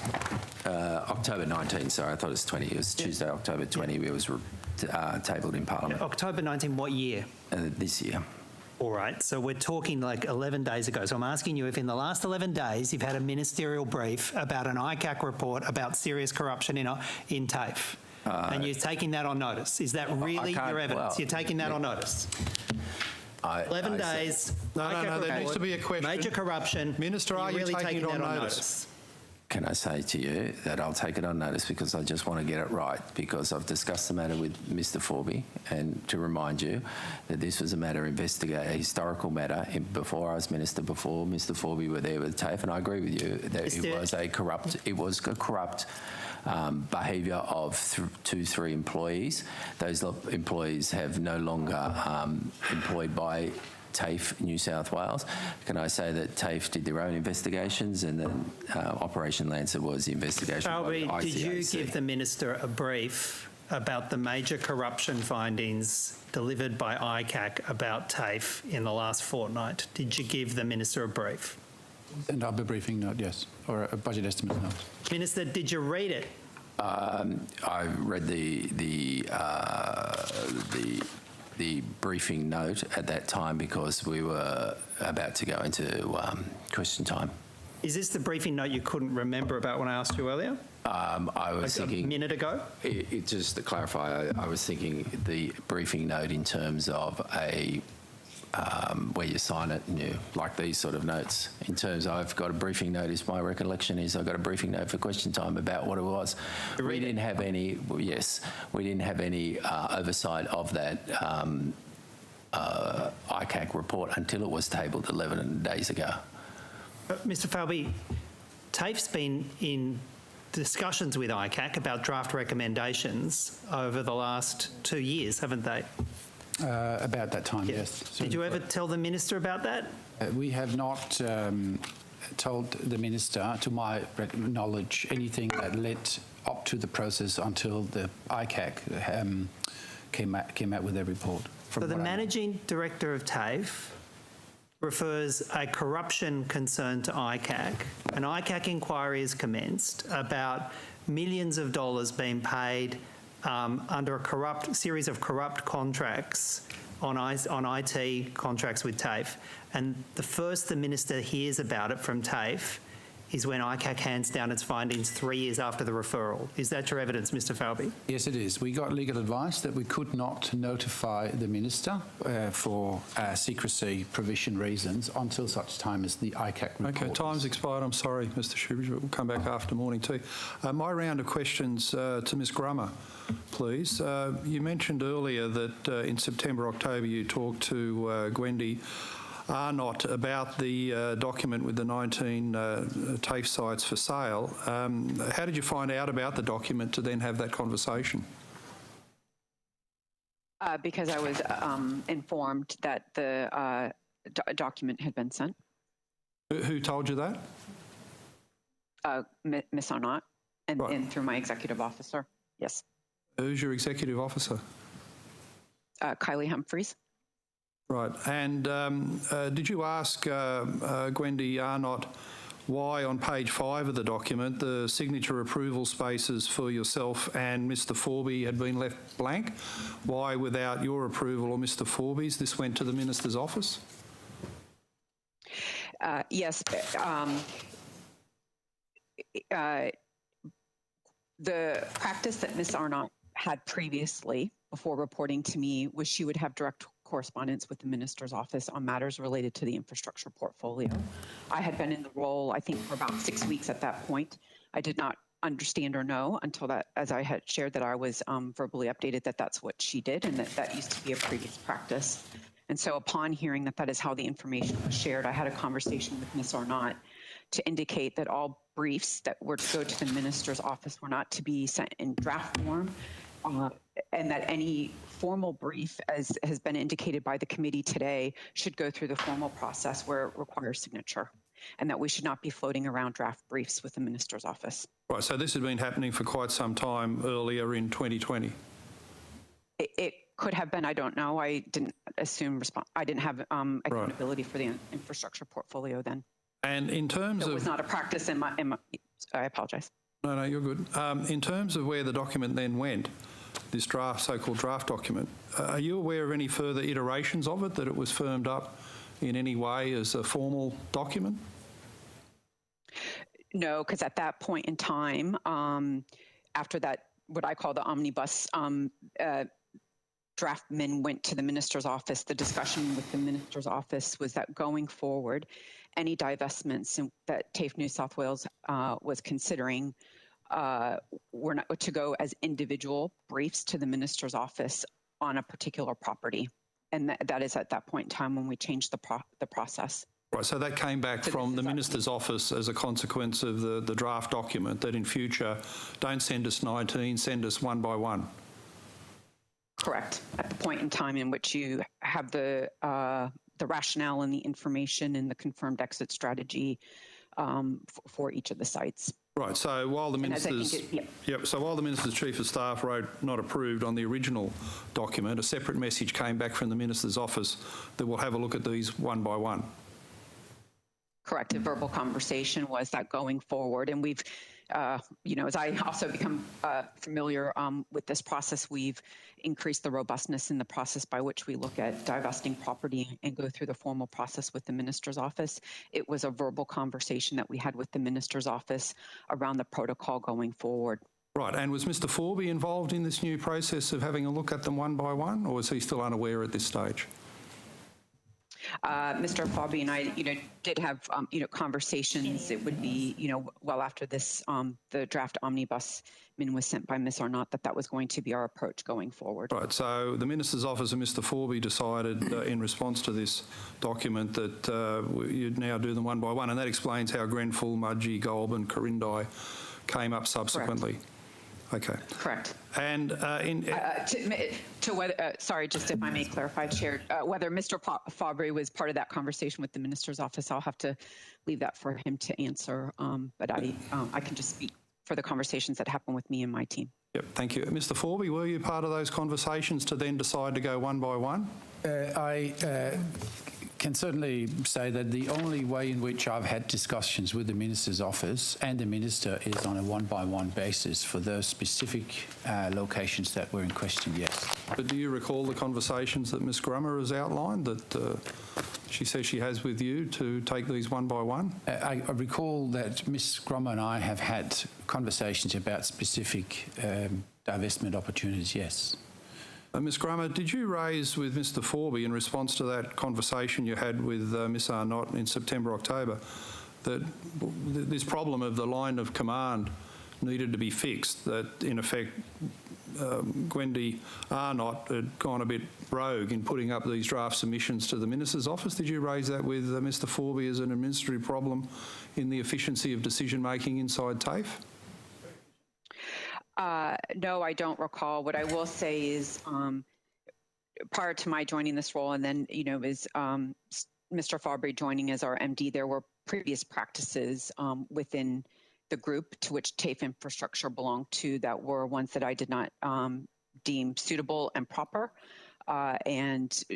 This omnibus, is a really great example where, and actually, if I can be honest, is where this process, my understanding of the impact of an informal process has, and hence why I stopped it the minute I found out about it.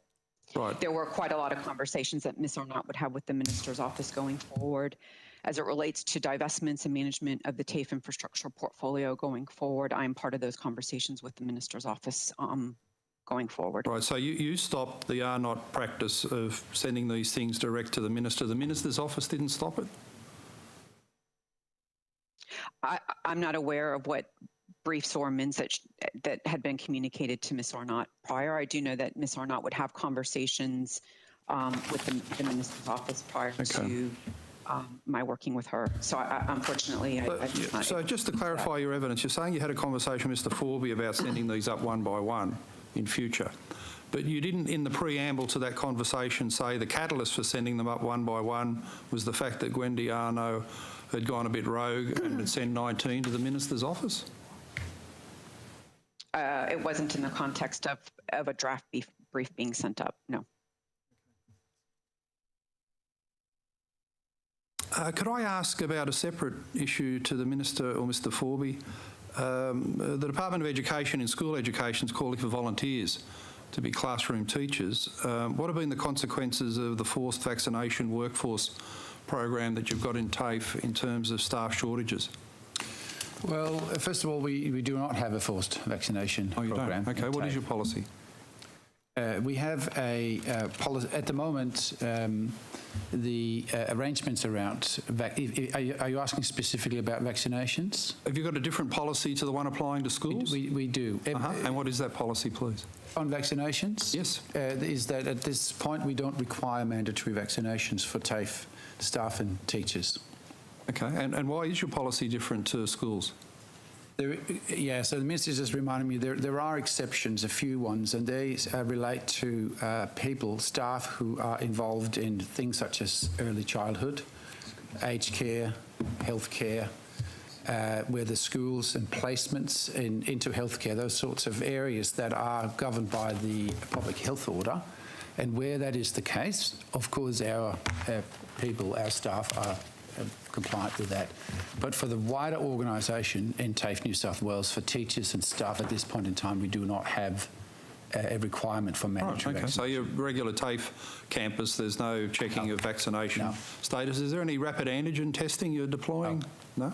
So it's really sort of COVID-safe spacing and masking, hygiene and nothing beyond that?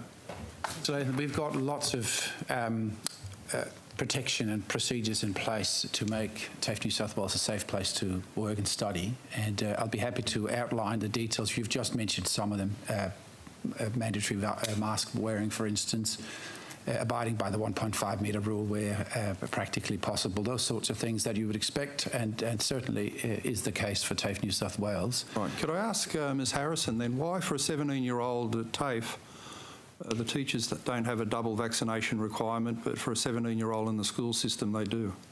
And so I'm conscious that Minister Mitchell isn't here, who has responsibility for the education portfolio, but I am happy to comment on this issue. Teachers of school-age children in school settings and others working in those settings are required under the public health order to be vaccinated. That is a public health order administered by the Minister for Health. That is because we are not, our teachers have to teach everyone that comes to school. A number of those children under 12 12 are unable to get vaccinated, and over 12, they are able to be vaccinated but would need parental consent to do so. So in order to maintain the safety of our school staff, it is important that they are vaccinated, and it's also important that we are able to minimise transmission throughout schools to enable us to maintain operations. Why is TAFE different? You still haven't answered my question. So TAFE is not covered by the public health order because it largely teaches adults who are able to get vaccinated themselves. Mr Forby has responsibility for the work health and safety provisions in TAFE. I think it's worth noting that he has undergone risk assessments in relation to the requirements of his staff for his current operations, which actually, because of the other public health orders, do not have many students on site, and has also required to comply with the other public health orders around vaccination status at the current time. And so in terms of his current operations, has an appropriate policy in place. Okay, well, that's as clear as the divestment strategy. We'll break at that point for a morning tea, if you don't mind, for 15 minutes. Thank you. I don't get that. Oh, everything's a frosted door. You and your frosted door. I started with the frosted door yesterday. Sorry? Started with the frosted door yesterday. No, they wasted 35 grand for nothing.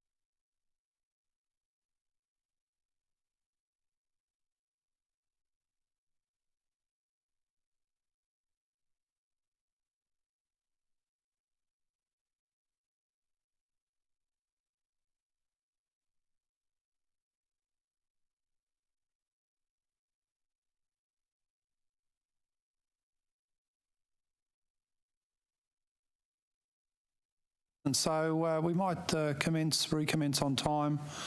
And as we do, Mr. Collins, because of the audio problem earlier, you weren't able to be sworn in and registered as a witness. So if you're there now, we could do that, please. Certainly. Thank you, Mr. Chair, and I apologise for my late arrival and my technical difficulties. But I'd like to just introduce myself. I'm David Collins. I'm acting Executive Director of Skills and Higher Education in the Department of Education, and I'd like to take an affirmation. And I solemnly, sincerely, truly declare and affirm that the evidence now about to be given by me shall be the truth, the whole truth, and nothing but the truth. Thank you very much. We resume questioning from the opposition, please. Thank you. Mr. Chair, I might go to Ms. Grummer if I could. I wanted to ask you about the process after the initial brief was sent back to the department. Ms. Grummer, are you there? Yes, she's there. Can you explain to me when the initial document was sent back to you with not approved, what did you interpret that to mean? And can I just refer that the document that you're referring to as not approved is the original brief that had the 19 divestments listed in it? That is correct, yes. Yeah, so I'd need to... I'm not. I haven't seen the not approved signed min that brief that came back. So I've got somebody on my team tracking that. What I will say is that we had a verbal conversation with the minister's office that going forward, as I've indicated, that any proposed sites for divestment would include a brief that was specific to that location. So your understanding of the notation or the non-approval was not that the actual proposals had been rejected, it was just that the format for consideration was not satisfactory. Is that your understanding, Ms. Grummer? Yes, that's correct. So can I just clarify then, how is it that a document, the initial brief, which on evidence is suggested to be a draft, was then the subject of discussion between the Minister's office and the agency? I mean, it seems that the notation from the Chief of Staff suggests that the Minister's office considered the brief not to be a draft, that they were sending it back to the department for the process of consideration to be changed. Is that a fair summary of what had occurred? I suspect so. As to why a brief without my signature, the managing director's signature was not on it, I think we highlighted and understand and have corrected this going forward that it was a misstep in procedure. As to why there was a signature from the Chief of Staff on the minister's side, I'm not able to answer that question. It's your understanding that the Minister's office considered it not a draft, but actually a brief for their consideration? Well, that's, again, I don't have the document that you have in front of you that has the signature. So anything I could comment on would just be my interpretation of what occurred in the minister's office. But the brief occasioned a conversation following it about a change in the manner in which the proposals would be considered going forward. Is that right? Correct, it did. Yes. Yes. So on that evidence, it would suggest that the Minister's office didn't consider it a draft, that actually it was a genuine brief that they were then sending back to the department for further work. Perhaps I can't speak to what happens on their side of the house, what happens in the minister's office around requirement of signatures and things like that. So Mr. Dowden, can I suggest, because what we hear Ms. Grummer say, and that's consistent with what I've said, is that We have not seen this document, so therefore, and it's been presented to me as evidence here for the first time, and to the best of my recollection, it is the first time I see it. Can I suggest to you that we take on notice to clarify whether or not we actually received that document back from the Minister's office, or whether this was a document that was entirely kept with the Minister's office and not shared with TAFE subsequently? Mr. Forby, the problem I have with that evidence is that 7 days later, there's a brief about divestment of the TAFE New South Wales site in Dubbo with your signature on it, which suggests that you were clearly cognizant of the process. You clearly knew that there was a divestment proposal being considered by the Minister's office. And the agency acted on the instructions that came back from the Minister's office about reformatting the proposal for consideration. So I find it very hard to believe that you weren't aware of the document. Do you want to offer some comment on that, Mr. Forby? I can only offer what I've already offered, namely that I was not aware of this document, and the fact that it doesn't have my signature also, I think, is strong evidence that I have not seen it. I do not believe that I have ever seen this document. Mr. Falby, but a discussion about a specific document is fine. You say that, and I take you and the Minister at their word, that you don't recall seeing this particular document. But as my colleague has said, a series of proposals off the back of this document then came with your signature to the Minister's office. So this is clearly a proposal, a set of proposals that is working its way through the department. Correct. There is a general understanding from the department that the Minister's office actually does support the, perhaps not this specific document, but certainly the direction that the document is taking, which is we want to be selling off as many of these properties as possible.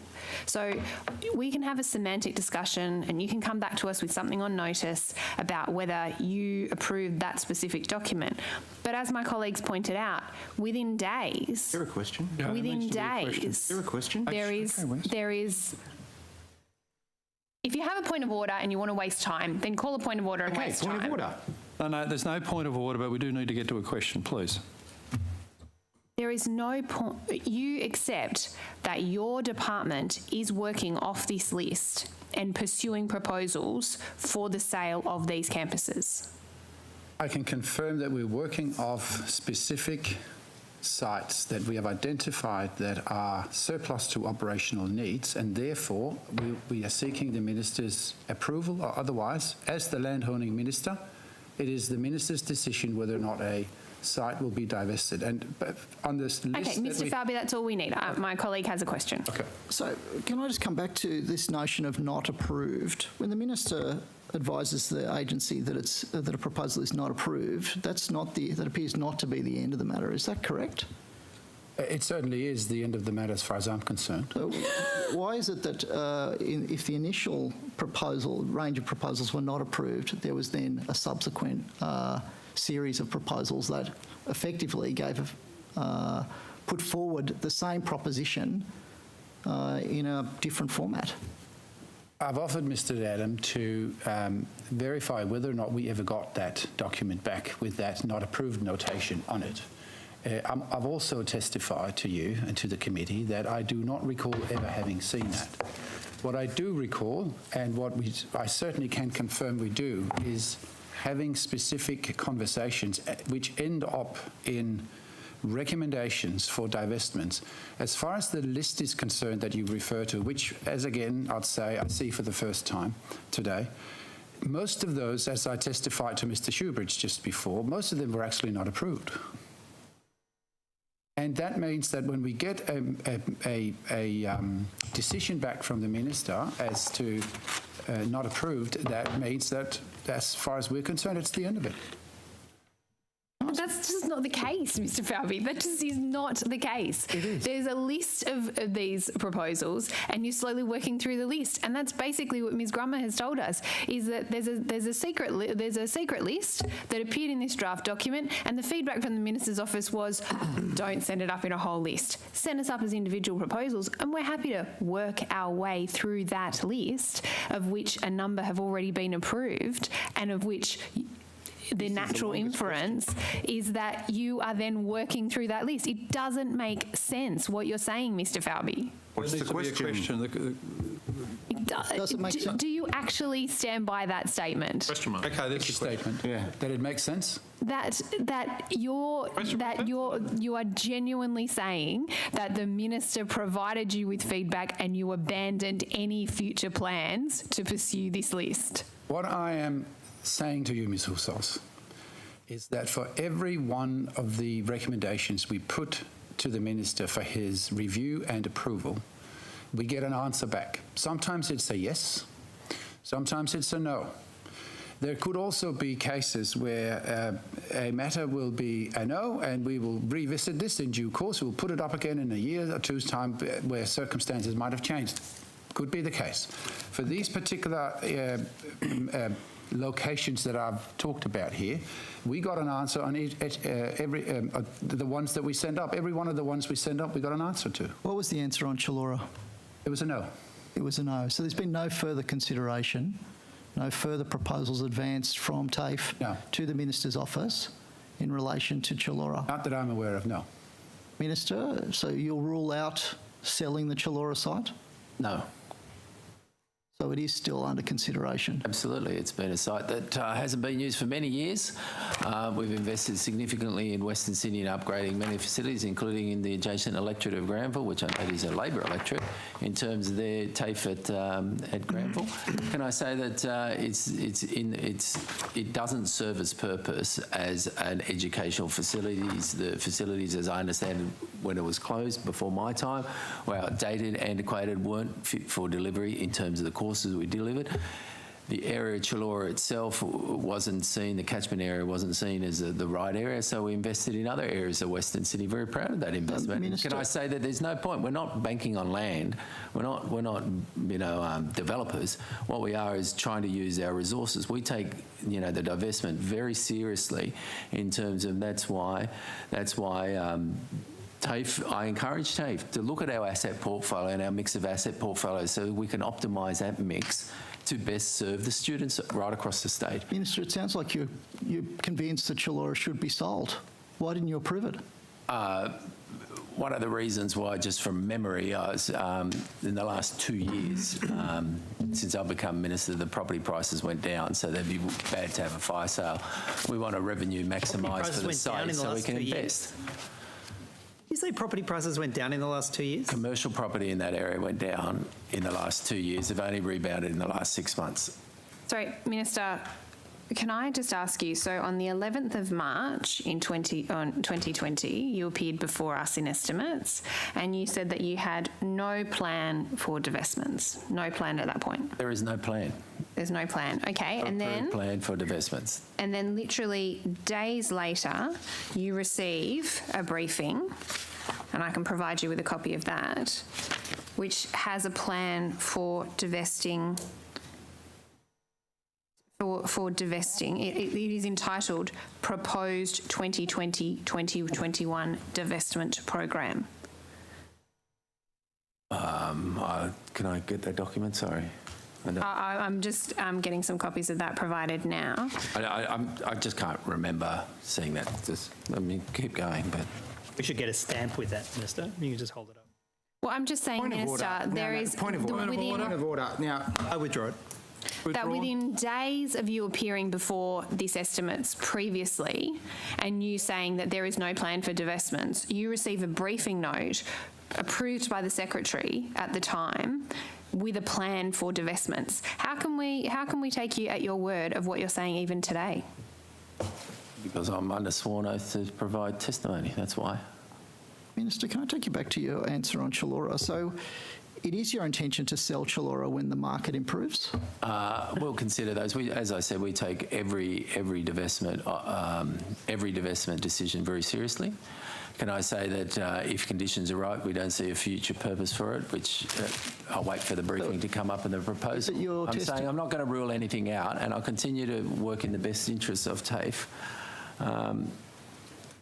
But certainly I won't approve any divestment unless we can reinvest those back into TAFE. So if the price is right on Chullora, you'll sell? As a number of factors, yes, but I haven't seen any proposal to come up to sell Chullora, so it'd be hypothetically thinking of what happens if, and I'm not going to go into that. Sorry. Your testimony is that you haven't seen a proposal to sell... Not in the recent times, I haven't seen. Chullora? I can't remember one. We did provide one. Okay, I stand corrected, sorry. I can't remember seeing it.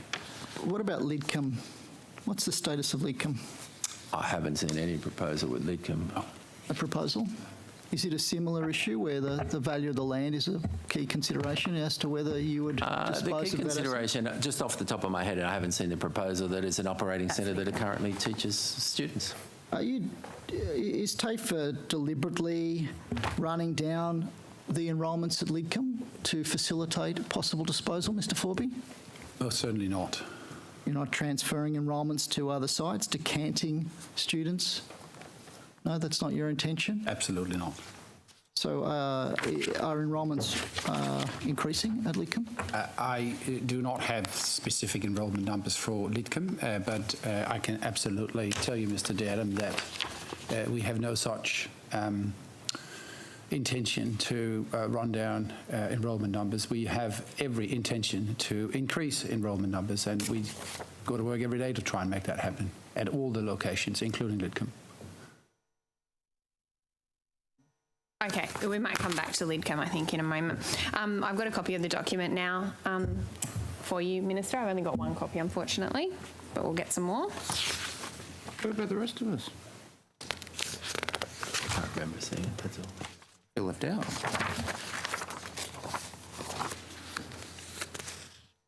Of which another page is being brought down now, which shows the signature of the Secretary at the time, which was Mr Mark Scott. You'll note that the date on this one says the 13th of March. Minister, is that correct? 13th of March, yes. Yeah, and the title is Proposed 2020-2021 Divestment Program. Yes.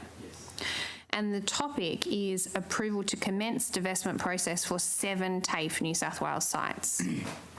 That's what it says, it seems to say. That's right. Okay, so this is literally 2 days after you had appeared at the March 2020 budget estimates and told us that there were no plans to divest any sites in New South Wales.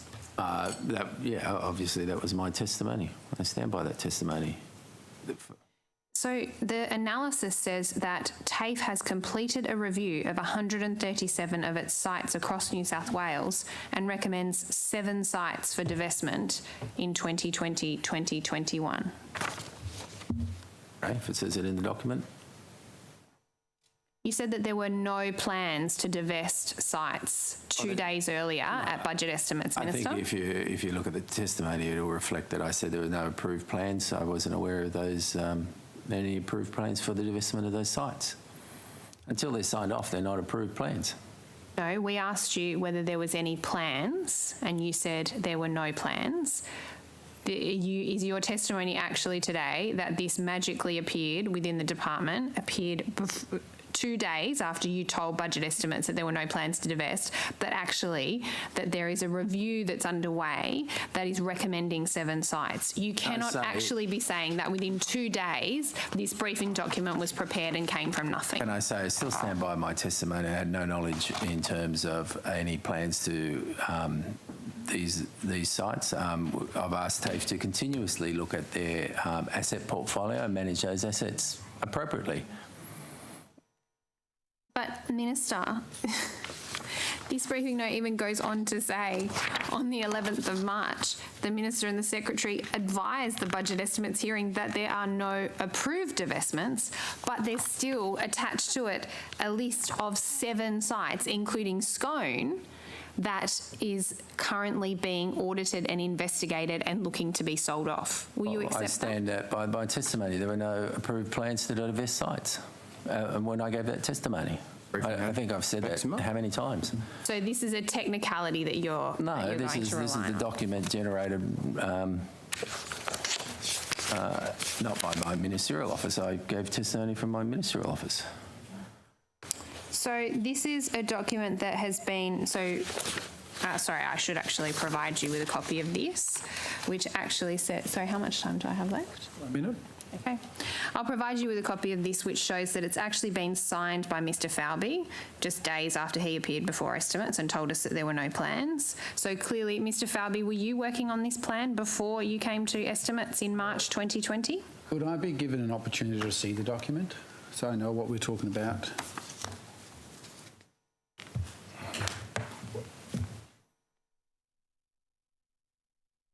I think my time's about to run out, so I think I might come back to the... I'm sorry?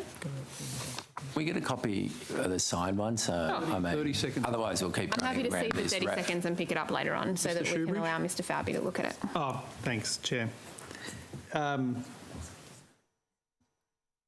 Minister, do you know what was the subject matter of Operation Lancer? What ICAC was inquiring into? From memory, I'll just check the notes. I get it perfect for you because semantics means a lot to you. So, well, I mean, I know it was about 10 days ago you read the briefing notes, so I understand. well, no, it wasn't in the traditional briefing note, as I was reminded before. It was some notes before question time, Mr. Shoebridge. Obviously, any matter told me it was a briefing note earlier. I corrected it, Mr. Shoebridge, excuse me. I said it was a budget estimates note. Or budget estimates. Yes. Well, they're a little bit different. One has a signature and one has a few dot points about what it's about.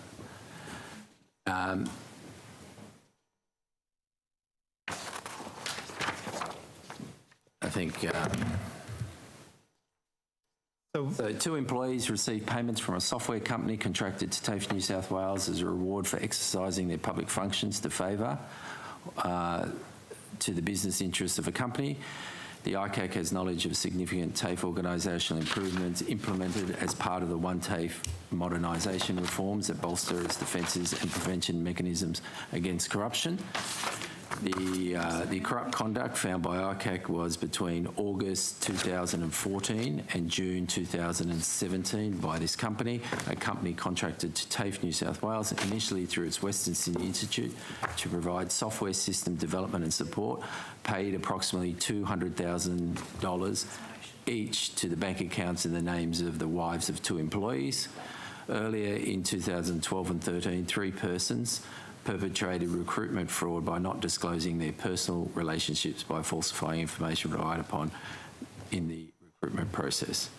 And the Operation Lancer is a name given to investigation conducted by the ICAC into the 2 allegations, and then it goes on to find those allegations were proved to be correct. Do you know how much TAFE paid under those corruptly obtained contracts to Aussie Loft? I'll take it on notice in this, Mrs. Forby. Or can I ask Ms. Grummer to perhaps provide some details to that, please, Ms. Grummer? How much, Ms. Grummer?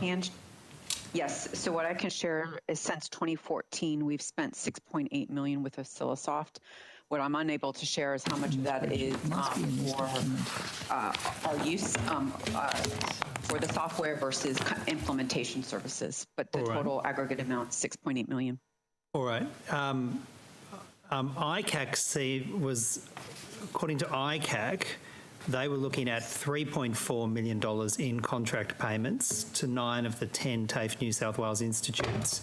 What was the additional $3.4 million that wasn't the subject of ICAC's inquiry, Ms. Grummer?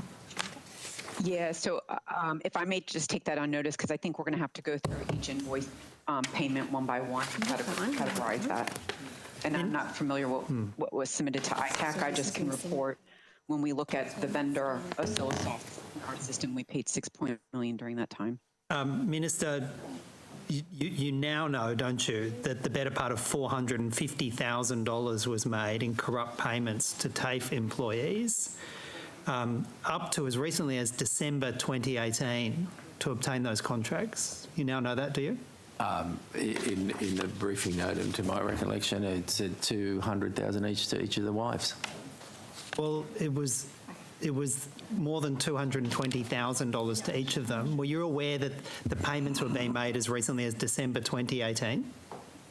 I'll take that on notice. I can't remember the date, to be honest with you. Well, you gave me a date earlier. You read a date on earlier. Do you not remember? That was like a minute ago. I just don't want to get it wrong, Mr. Shoebridge, because every time I get something wrong, I say something we hold you to account. Yeah, well, no. Every time you worry about the. What was the date? Point of order. Point of order. Oh, well, you do it. Once again, I'll take up the Honourable Wes Fang's theme. But once again, the Minister is trying to answer Mr. Shoebridge's question. Minister Shoebridge is running over the top of him and not allowing the Minister to answer. Yeah, the Minister can have some time to answer the question, please. So were you aware that corrupt payments were being made to TAFE employees as recently as December 2018, according to the ICAC report? My note doesn't actually say that, but I'm happy to get it on notice in terms of that. My note says that they were between the corrupt conduct found at ICAC between August 2014 and June 2017. So it doesn't mention the 2018, but I'm happy to take it on notice. Do you think it might be a good idea, when ICAC has handed down a significant corruption finding against the organisation that you've got ministerial responsibility for, do you think it might be a good idea, rather than just getting a few dot points that you hurriedly read in a briefing note, to actually read ICAC's findings? No, I think what's important, can I say that any corruption should be stamped out, any processes should be overhauled, and any specific instances should be prosecuted at full extension of the law. And can I say, and as I said, Mr. Forby and I have discussed recommendations as per TAFE in terms of our response, and certainly responding so that, you know, one thing is putting the one TAFE reform so this can't happen again, but it's certainly looking at our systems and processes to eliminate from this eventuating. So when did you discuss it with Mr. Forby? After the ICAC report was tabled in Parliament. Well, that was less than 10 days ago. Yeah, so when did you discuss it with Mr. Forby? I think it was the day after, from memory. Yeah, it was tabled in the afternoon, I think, from memory. And what are you doing to recover the $6.8 million of public money that's been paid to this corporation under corruptly obtained contracts? What are you doing to recover that $6.8 million of public money, Minister? Well, we're certainly seeking advice in all our avenues, and I think we should try and recover any corrupted money that's been paid to, fraudulently paid or fraudulently gained against any public enterprise, whether it's TAFE or not. We have to seek the avenues of redress, and we'll seek the right counsel to do that. Mr. Forby, are you seeking the recovery of the $6.8 million? And if so, what are you doing to do it? So I'll refer to Ms. Grommer in just a minute to ask to clarify further details on this. But what I will say is that the report that was handed down on the 19th had 14 recommendations in it, and we have accepted every one of those, and we'll be happy to go through every single one of them if you'd like us to, including the ones that have already been completed and those that are in the Could you address the question that I asked? The Minister said that you are taking steps to seek recovery. I'm asking you, first of all, did the Minister convey that to you in the conversation you had with him the day after the report was provided? The Minister has conveyed to me his expectations, of course, that we take the report on notice and that we take the recommendations in it, and we have confirmed to the Minister that most of these actions have either been completed or are well and truly in the process of being completed. None of the recommendations are for recovering the money, though, are they, Mr. Forby? I'll have to refer to every one of them again to make sure that I have all that detail on this. Why don't we go to Ms. Grommer? Yes, so none of the 14 recommendations are about recovering the money. No. Yeah. So, Mr. Forby, I ask you again, did the Minister indicate to you in the conversation you had the day after anything at all consistent with what he just told us then, that he's taking steps to recover the money? I don't recall exactly whether the Minister said that, but what I do recall is that we had a conversation about this report, and I can certainly say that for TAFE's perspective, we will be seeking the opportunity to recover that money. What steps have you taken to recover the money, and has the Minister given you any direction to recover the money? He has not given us any direction yet. Has he spoken to you at all about recovering the money? 2 weeks old or thereabouts, and we have not taken every single step yet that we plan to do in response to this, but we have taken steps against every one of the recommendations because we knew the recommendations, or at least had an idea of which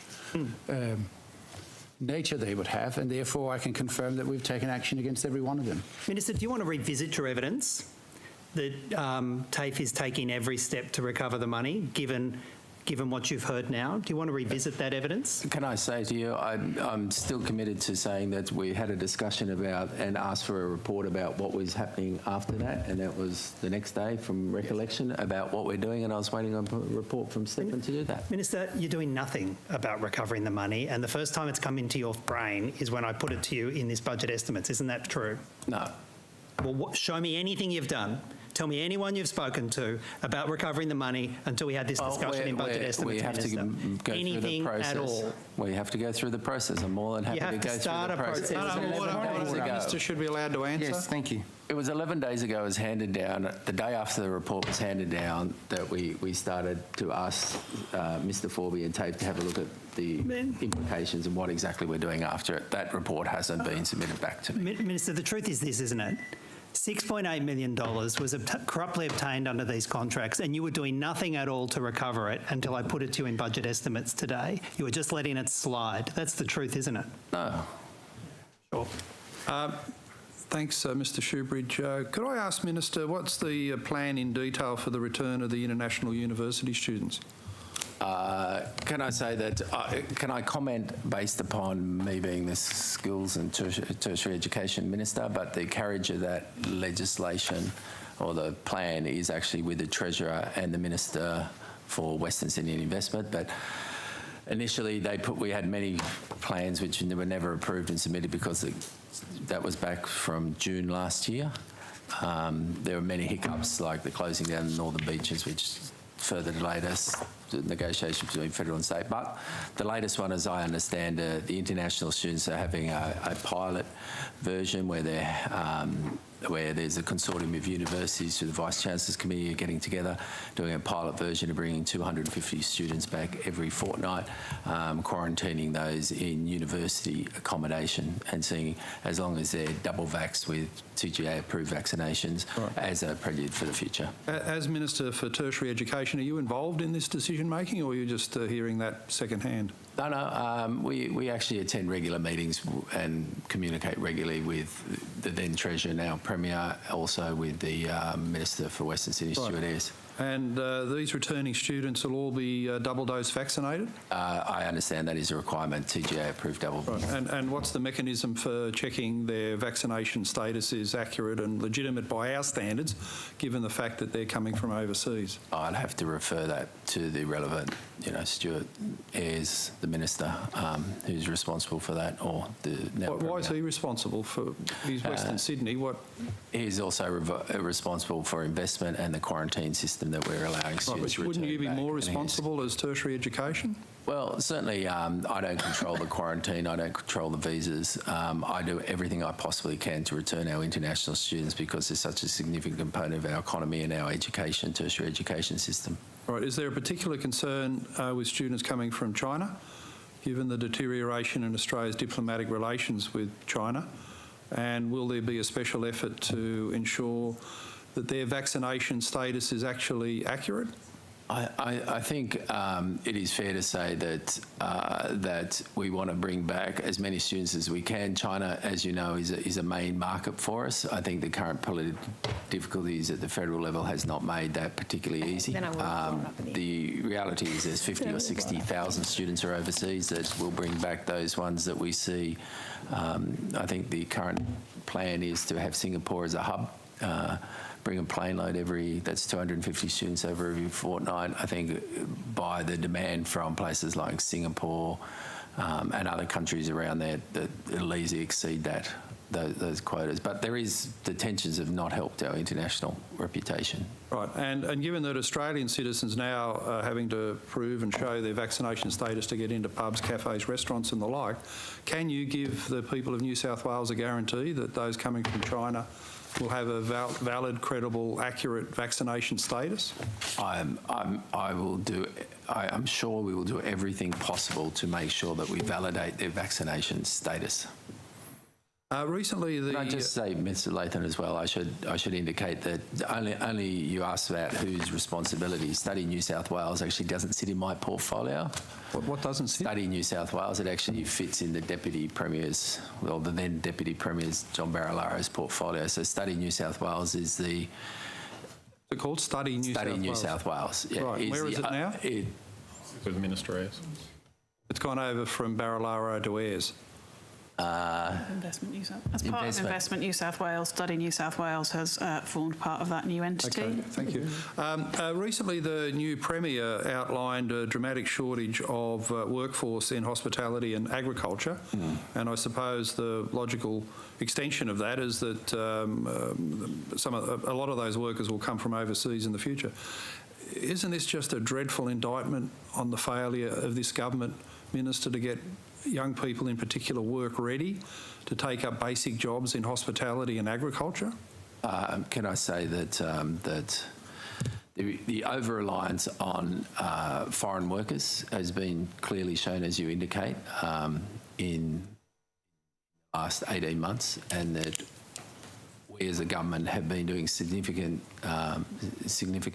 had made significant investments in TAFE, in skills. In fact, we have a record budget for TAFE, and in fact, the new programs such as Job Trainer 1, a $320 million investment into free courses for people, young people, for people at risk of unemployment, and people unemployed have been a remarkable success. In fact, Job Trainer 1, for instance, we had over 138,000 people that were able to do the courses, that enrolled in the courses, and we've had absolutely sensational results with such as 30,000 of those people are in the construction industry, an industry that faces critical shortages.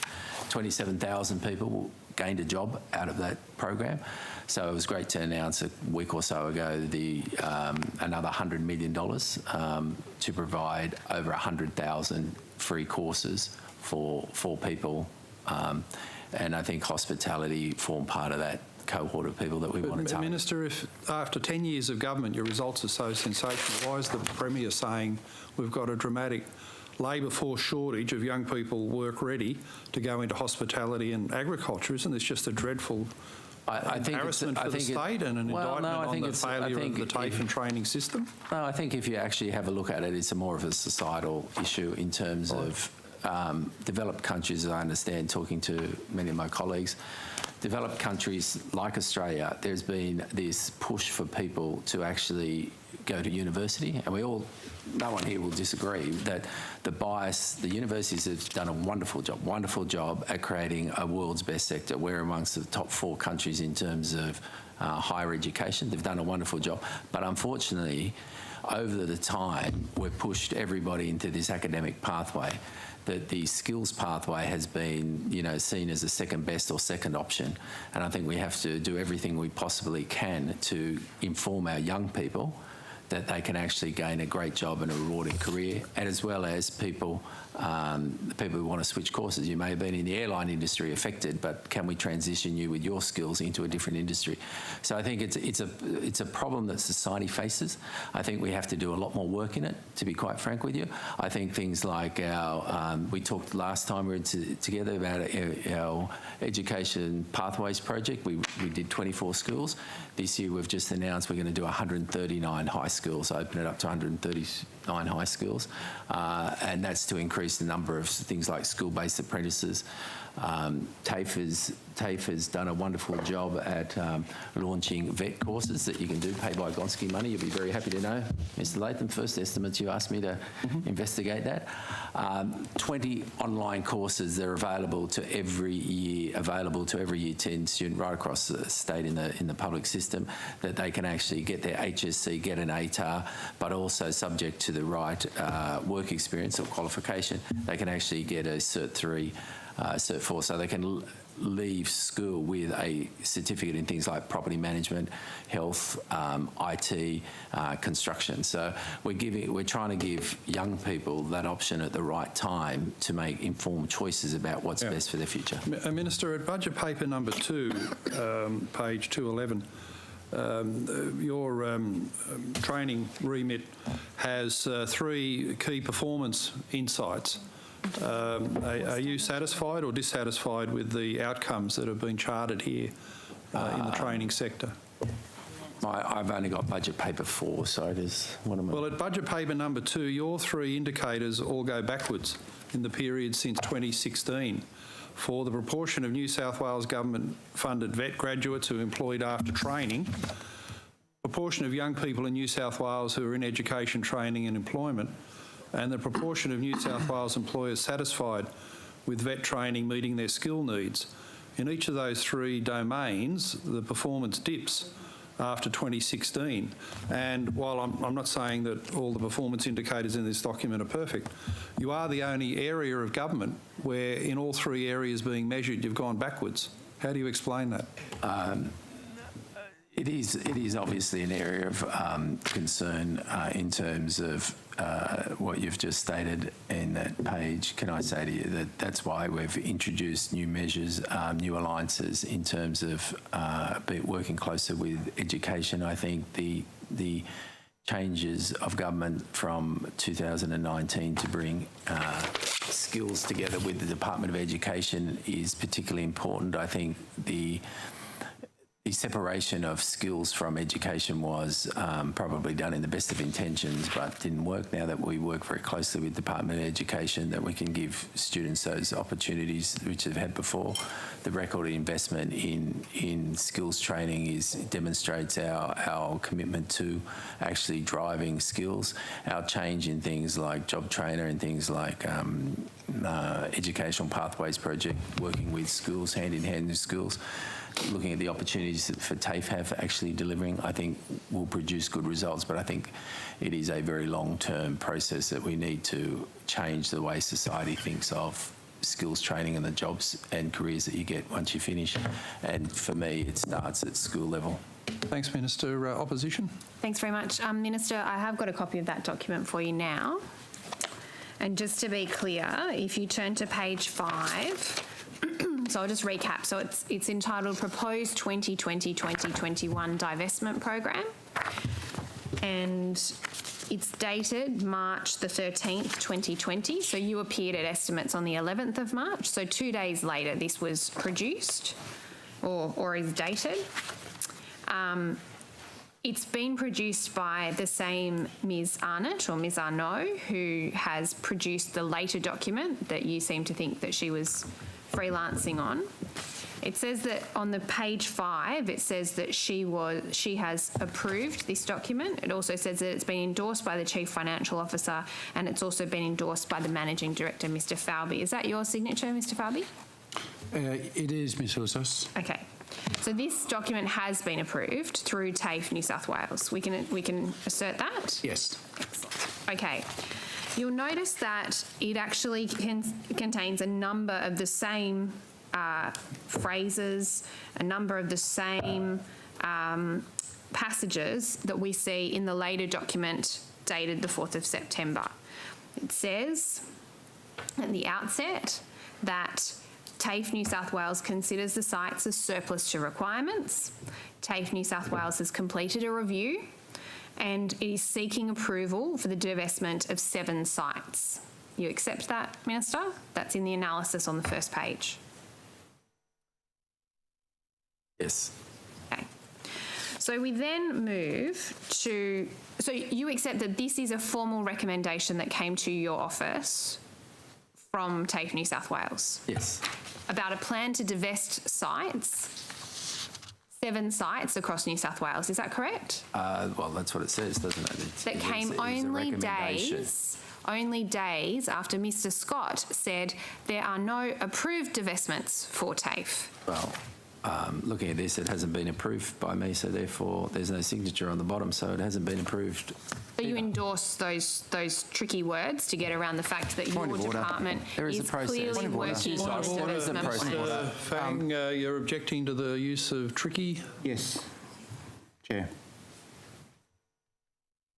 And do you require them withdrawn, or? No, I just want to make a note, I'll move on with another question. Thank you. Minister, do you accept that the department was working on this plan to divest 7 further sites, despite the fact that the Secretary said there are no approved plans to TAFE? Well, I accept that the Secretary was absolutely correct. There was no approved plans. Okay. So, Minister, you also accept, though, that there are large parts of this document that appear in the later document dated September. Well, can I say to you that I'd have to do the analysis. You've just given me those, and I'm more than happy to. I'll take your word if you've been through it and they've said, I've got this phrase, I put this phrase here, that's fine. Well, let me characterise it like this. Sure, you've been poring over it all weekend. You might have read it. Well, good start. Minister, I did read it. I do remember reading it. Excellent. And I can tell you that it is the logical conclusion from this document that has been produced and endorsed by your department to produce the September document, which actually goes much further. This document recommends that 7 sites should be sold. This document represents that 19 sites should be sold. In fact, it goes so far, if I'll take you to page 4, which says TAFE New South Wales requires additional resourcing to deliver this ambitious sales program. Do you recall any of these discussions, Minister? I can't say I recall about this document here, but as I said to you in my previously today, that I encourage TAFE to look at every opportunity for its alignment of its traditional campus structure right across the state to actually deliver its best for the community and the students, but I'm not going to approve anything until I'm satisfied that all conditions and all considerations have been met, including the reinvestment of any proceeds of any sale back into TAFE infrastructure, and including that the best interests of the community that are met at all times. Ms Grummer, can I ask you, do you have a position on the establishment called Divestment Program Manager? I believe that was a position on the establishment that was previously in the establishment. We don't have one today. So who manages the divestment program? Yes, we have a head of commercial transactions that oversees the divestments, but also leasing. Is that the Chief Privatisation Officer? No. When was that position established? The head of commercial transactions. It would be in the, I think, November, December timeframe. We went out to market on that role. Sorry, November, December 2020. Correct. Yes. Sorry. What was the position prior to that was responsible for this? I'd have to, take that question on notice, because I know when I moved into this role, there were some things that we were doing around looking at how that team was resourced. So I'll have to take that question on notice. How many people are in the divestment program team? I'll take that on notice. It's about 5 or 6, I think, but I'll take it on notice. Minister, can I ask you, if you have no plans to progress divestments, why do you need a program embedded in the department with resources? Can I say that obviously staffing as an operational issue is up to the managing director and the organisation. But can I say, as I've said before, that I'm always tasked TAFE to look at their portfolio of assets and get best use out of those assets to deliver the best educational facilities that we possibly can. I don't want to keep repeating I won't sell them until we keep investing them. I'm guaranteed by the Treasurer to reinvest the money back in our educational facilities in capital works. Okay, Minister, I'm going to stop you there because you are repeating yourself. Mr. Falby, was this new team Was this a new team that you established as the managing director?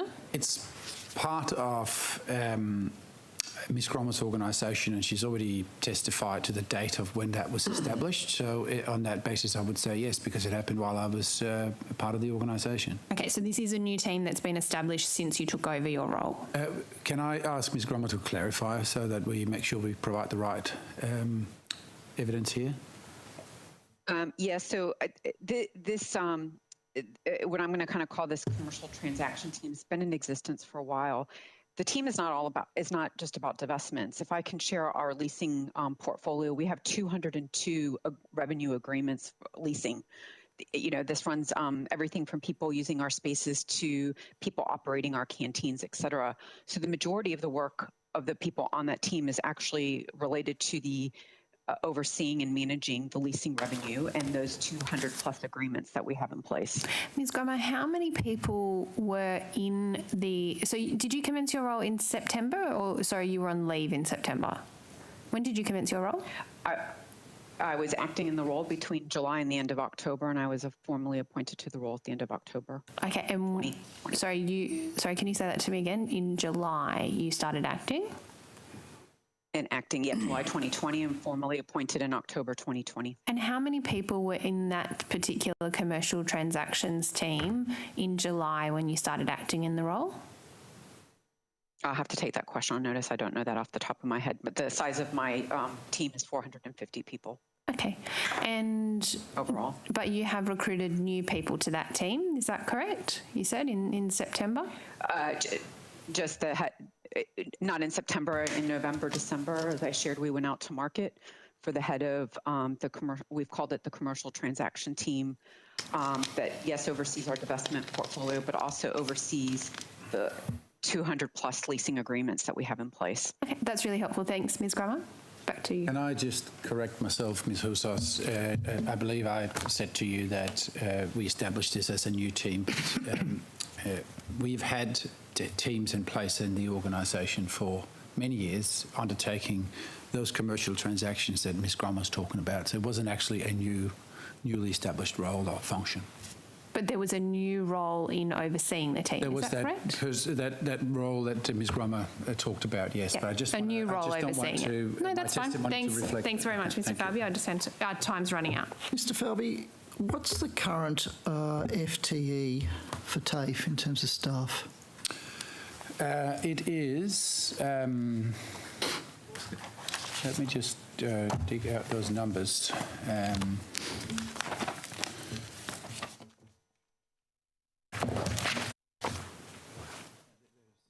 So the current FTEs is 10,599 as of today. Minister, can I ask you why at estimates earlier this year you said that there were 17,000 staff in TAFE? I think I was referring to at the time that's part-time, casual and full-time staff and a whole mix of staff. But FTE regards it, as full-time equivalents. Were you trying to suggest that, that's a big gap, isn't it, between 10,000, which is the actual staff numbers, and the 17,000 figure that you suggested in TAFE? No, I think you asked how many staff we have. I answer the question. So can I ask you, Minister, Mr Forby, about the progress of the restructuring that was discussed in estimates earlier in the year? Where are we up to in terms of staff reductions? Thank you, Mr Adam. Can I invite Ms Tickle, who's our Chief People and Culture Officer, to provide evidence to that question? Yes, sure. Julie Tickle, please.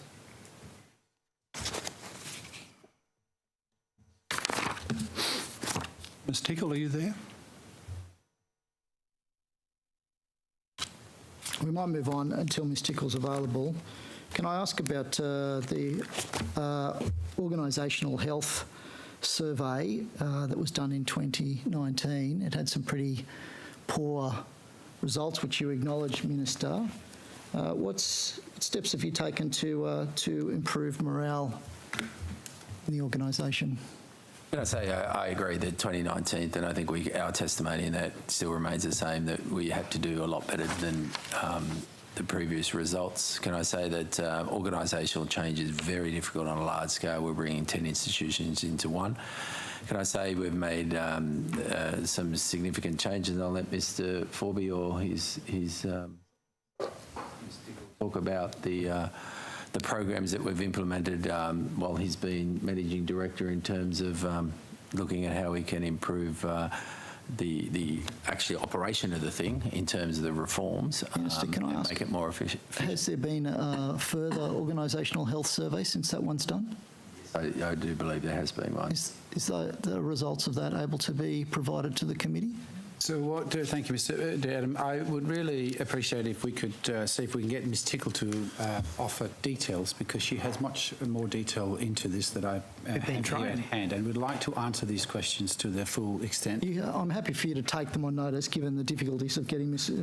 Can I ask, one of the proposals that the Minister suggested was that the management team got out to the campuses and listened to the staff. How many meetings have you done with staff? I'm here if you can hear me. I'll come back to you in a moment, Ms. Tickle. So, I'm here now. Mr. Forby? I apologise. Mr. Forby? Yeah, so I have, I've done more than 130 site visits in the time. I think Ms. Tickle just needs to mute, that's all. Julie, Ms. Tickle, would you mind muting just for a moment, please?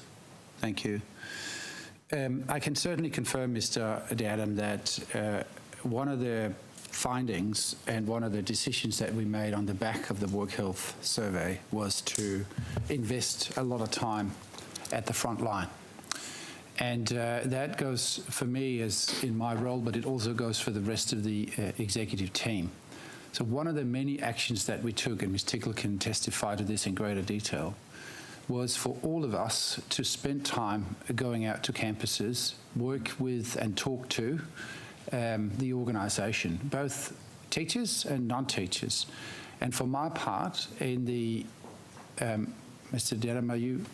It's on the record. For my part, I have done more than 130 such visits in the time that I've been with TAFE. There's obviously been a significant time where I was not able to travel and visit the campuses, but I have an extensive activity that relates to interaction with the organisation, which I believe the number reflects. Ms. Tickle, Thank you, Mr. Forby. I might move on because I've got limited time. Yeah. So I just wanted to ask, Minister, the Auditor General was very critical of the One TAFE transformation project in a report in December 2020. One of the recommendations was about clarifying through changes to the Act the objectives of TAFE. Have you taken any steps to progress that recommendation? Changes to the Act, is that the question? Yeah, acting on the recommendation about getting clarity on the direction of TAFE. Have there been any change? Have you progressed that recommendation in terms of looking at bringing forward amendments to the Act? When Mr. Forby and I work together, the agency and the Minister's office together, we're very focused on what are the priorities for TAFE in terms of, I think when the Auditor General was commenting upon that, they were actually talking about the VEX position or the two positions of TAFE as a commercial organisation, but TAFE is in its statutory requirements is also to provide vet education right across the state.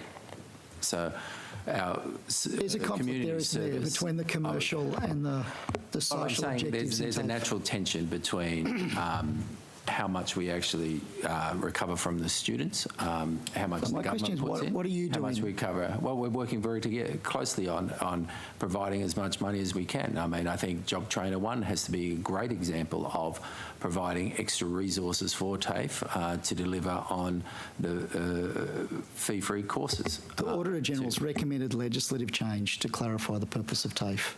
Have you progressed that? No. Minister, we've obviously poured through a lot of documents that have been produced to the Parliament under a call for papers, but we can't find your signature on a single one saying that you don't approve a campus sale. Have you signed a document saying that you don't approve a campus sale? I can't prove a negative, I'm sorry. Well, Minister, Well, if I approve it, my signature will be on the document, and that's when it's approved. If it's not approved, my signature is not on the document. There's an option on most of these briefing papers to say not approved. Well, okay, that's a briefing paper. If my signature, let me assure you, if I approve it, my signature will be on the paper. That's not what I'm asking you, Minister. I'm asking you if you have written the words not approved anywhere on any briefing paper that you have received. I'll have to take it on notice. I noticed even in one of those documents, some of the recommendations, I didn't approve one of the recommendations. I can't remember which it was. Recommendation through, yeah. Yeah. Exactly. There's a document where you've struck something out. Yeah. Have you written not approved and signed any campus sales I'll take documents? it on notice. I mean, I could have. I can't remember, to be honest with you. Okay. Well, Minister, I can assure you that we have poured through these documents. We cannot find it anywhere. So they weren't approved.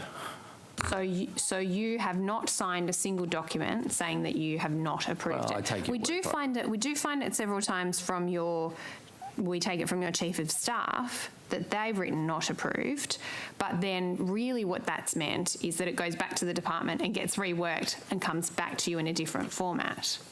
Well, okay, well, can I say that it wasn't approved? And as I said, and we keep going over this, I encourage TAFE to continue to work and look at our portfolio of assets so that we can reinvest that money back into the delivery of first-class Minister, did you have a world-class discussion education. in your office about plausible deniability so that these documents say not approved, but actually what it means is go back to the department and keep working through it? No, definitely not. So when your Chief of Staff writes not approved, what's your understanding of that? That to make it clear that the document doesn't hang around anymore. I hate the documents hanging around. I want to get them off my desk. So does that mean that it needs more work or that this plan should no longer be pursued? I don't think you should infer it. It's not approved. Their recommendations were not approved. So what is the action that you expect your department will take when they get that notation from your Chief of Staff? That proposal was not approved. Yes, but does that mean that they abandon the proposal, or does that mean that they should do some more work and come back to you on it? I think it's wrong to classify every single one as that. There could be instances where it's completely ruled out. I think Corindai said it wasn't approved and nothing's come back. But if the departments, I always seek advice from the department in terms of, what their recommendations, but as I said, I'll consider those recommendations on their merits. This is an important point, Minister. There's not a thing about It's an important point, Minister, There is about no whether code. the What is you department... trying to say? Allow the There's a Minister code. to finish. There's no Order. secret sign. We can't have people talking over each other. Minister, can you finish your answer? I'll finish that, man. You finished? Next question, please. Minister, what action do you expect the department to take when your Chief of Staff writes not approved on a briefing note? Do you expect that there is no future sale of that site? I would suggest you, when it's not approved, it's not approved. I would suggest you that they may ring up and say, why didn't you want it to go ahead? And there are thousands of situations, and they're all very complex situations. But there's nothing to Why isn't that reasoning reflected on the brief then? Exactly. Sorry? Why isn't that reasoning reflected? Why would you say something's not approved but not provide some written clarification for the department so they understand why? Well, can I say to you that I don't approve it? I'm happy for my staff, my ministerial staff and the agency to work closely together in partnership, to work together and look at all those opportunities. And if I disagree, as I said, I'm not going to approve anything I don't agree with. So, Minister, what you say is computer says no, and you leave it at that. Starting his question. No, that's exactly wrong.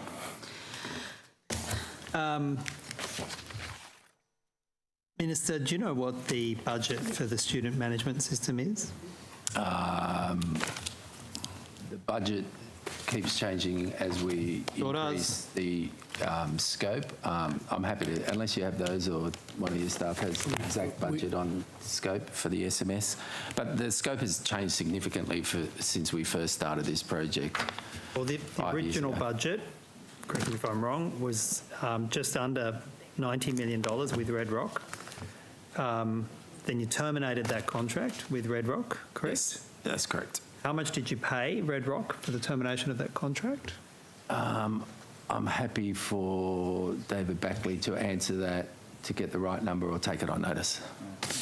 Bandy. Mr. Backley, would you like to answer that question, please? So I think this, David Backley, I think this was raised previously, and I do believe it is commercial in confidence in the settlement that we made at the conclusion of their contract with us. Well, Mr. Bagley, can you just raise your voice a little bit, please? Maybe it's just me, but I've got a little bit of trouble hearing you. Mr. Ackley, you said it was commercial in confidence. Is that your evidence? Yes, I'm not sure that is able to be publicly disclosed because of the settlement reached between New South Wales Government, TAFE, and Red Rock. Ackley, I'm going to press for an answer because commercial in confidence can't override parliamentary privilege. How much was paid to Red Rock for the termination of the contract? I have the information here. It will take me a few minutes to get it. Thanks, Mr. Backley. As soon as you do, please let us know. Also, point of order, Chair, it's also, while Mr Shoebridge acknowledges his position on commercial in confidence versus parliamentary privilege, it's also up to the member to take the question on notice, and that's part of the procedural fairness resolution. Anybody can take a question on notice if they have a reasonable basis to do so, but Mr. Backley says he'll try and get us a number, and we'll hear from him at some point. You told us in estimates, in answers to questions on notice last year, Minister, that the contract for the student management system, the cost of that project was $89 million, and the termination of the contract with Red Rock was going to provide significant net savings. Do you remember giving those answers on notice? Can I say that I don't specifically remember that line in it, but I remember you did ask about that on notice. You told us on notice that the bringing it in-house was going to provide significant net savings. Mr. Folby, do you remember that being the position? Mr Shoebridge, I do remember that we confirmed to the committee that bringing it in-house would provide significant savings compared to what the projection was for the total cost under the Red Rock arrangement, yes. And at the time, you also told us that the contract was, that the project was an $89 million project. Do you remember that? I do not remember that. I'm happy to go back and revisit the transcript to confirm or otherwise. Unquestionably did. What is the current budget for the project? Mr. Backley, please.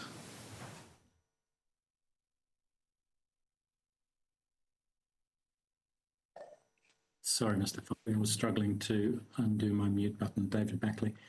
The total cost for the project is now estimated at $107 million. And you told IT News earlier this year that it was $110.9 million. Has it been revised down since then? There have been some changes to the estimates, yes. So you brought it in-house. At the time it was $89 million. It's now $107 million, the better part of $20 million more. How is that a net saving? The estimated cost with respect to the delivery of the full solution with Red Rock was over $150 million when we terminated the contract. Ms. Beckley, do you now have the figure that you've paid to Red Rock? I don't. I'll have to take that on notice, I'm sorry. All right. When is it expected that this system will actually be fully implemented? This is the student management system critical for the running of enrolments. It is. I'd like to point out that over the last months we have delivered a number of capabilities in this space, a new identity management solution, the single instance of the old system, which is working better for a one TAFE model, a new analytics platform, which helps us work through the data from the student management system, and a new web front end, which has helped the enrolment for students and the exploration for students. We are now in the process of finalising the next phase of the student management system, which will be live in March, April of next year for the introduction of the new back end for higher education and a new improved enrolment solution for higher education. In doing this, we minimise the risk for the organisation and we get to test 70+% system in a small cohort of our students. So when is it going to be fully implemented, Mr. Buckley? The full implementation of the SMS solution and associated components, unfortunately it's not just one system, is scheduled for the end of 2022. Mr. Forby, that will be the better part of a decade since TAFE went down what was initially the disastrous LMBR, then it became the disastrous EBS system. How does it take a decade to get a functioning student management system in TAFE? How does that happen? You are asking me questions that I think require insights into what happened 8 or 9 years before I joined this organisation. It's a bit hard for me to comment on what the organisation was set up to do back then, but I think what's important for this question is to clarify the work that Mr. Backley and his team has done in making sure that the SMS system, the way it gets implemented, meets the requirements of students of today and students of the future. I'm very, very satisfied with the way in which they've done that. I'm satisfied with that from the perspective of adopting. We just have limited time, Mr. Forby. If you want to give more on notice, then please feel free to do. Why 2 weeks ago did you tell New South Wales eligible casual staff, 7,700 of them, who were eligible for the switch to permanency under federal industrial laws, why did you tell them they weren't going to become permanent staff? Well, so in other words, that's an entirely different subject that isn't related at all to this. Correct. Yeah. So we did because the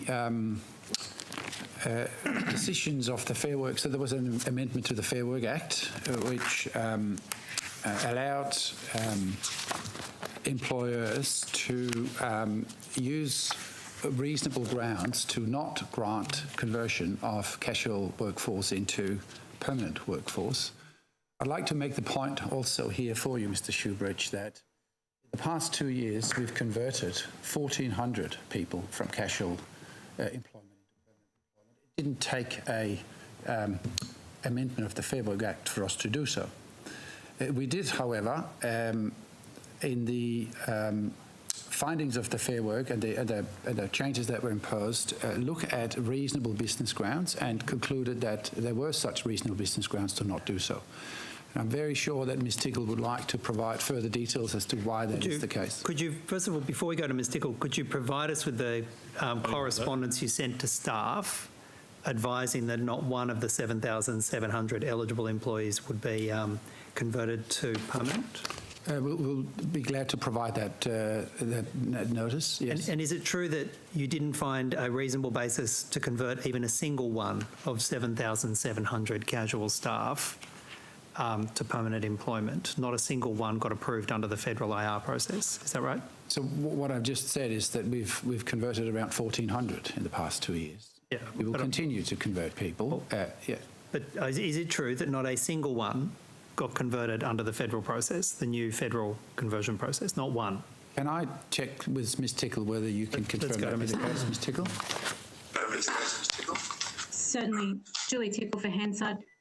Mr Forby, just 2 points of clarity. Mr Shoebridge, I believe I heard you say we communicated weeks ago. We communicated employee 7th of September to be accurate. And also just a nuance on what Managing Director said there. We have converted temporary staff, 1,400 temporary staff to going permanent work in the last 2 years. In terms of reasonable grounds under subsection 56 of the Act, reasonable grounds were twofold. The first one is the version would not comply with recruitment, selection or processes, applies to us, and the second one under Section 66 is where offers would require significant adjustment to regular patterns of work hours. That understanding. I'm very happy to explain both of those in more detail. The committee would like me to. Well, I've run out of time, unfortunately. If you could put that on notice. And I'm sorry, I missed the date because it broke up when you were giving us the date, Ms. Tickle. The date. 27th of September. Thank you. Minister, in your portfolio role and also as a Western Sydney MP, are you surprised that Prue Goward is still a Professor of Social Policy at Western Sydney University in light of her disgraceful comments about disadvantaged communities in our region? No, I aren't surprised. You disassociate yourself from... Her comments were incorrect and wrong, and I totally disagree with them.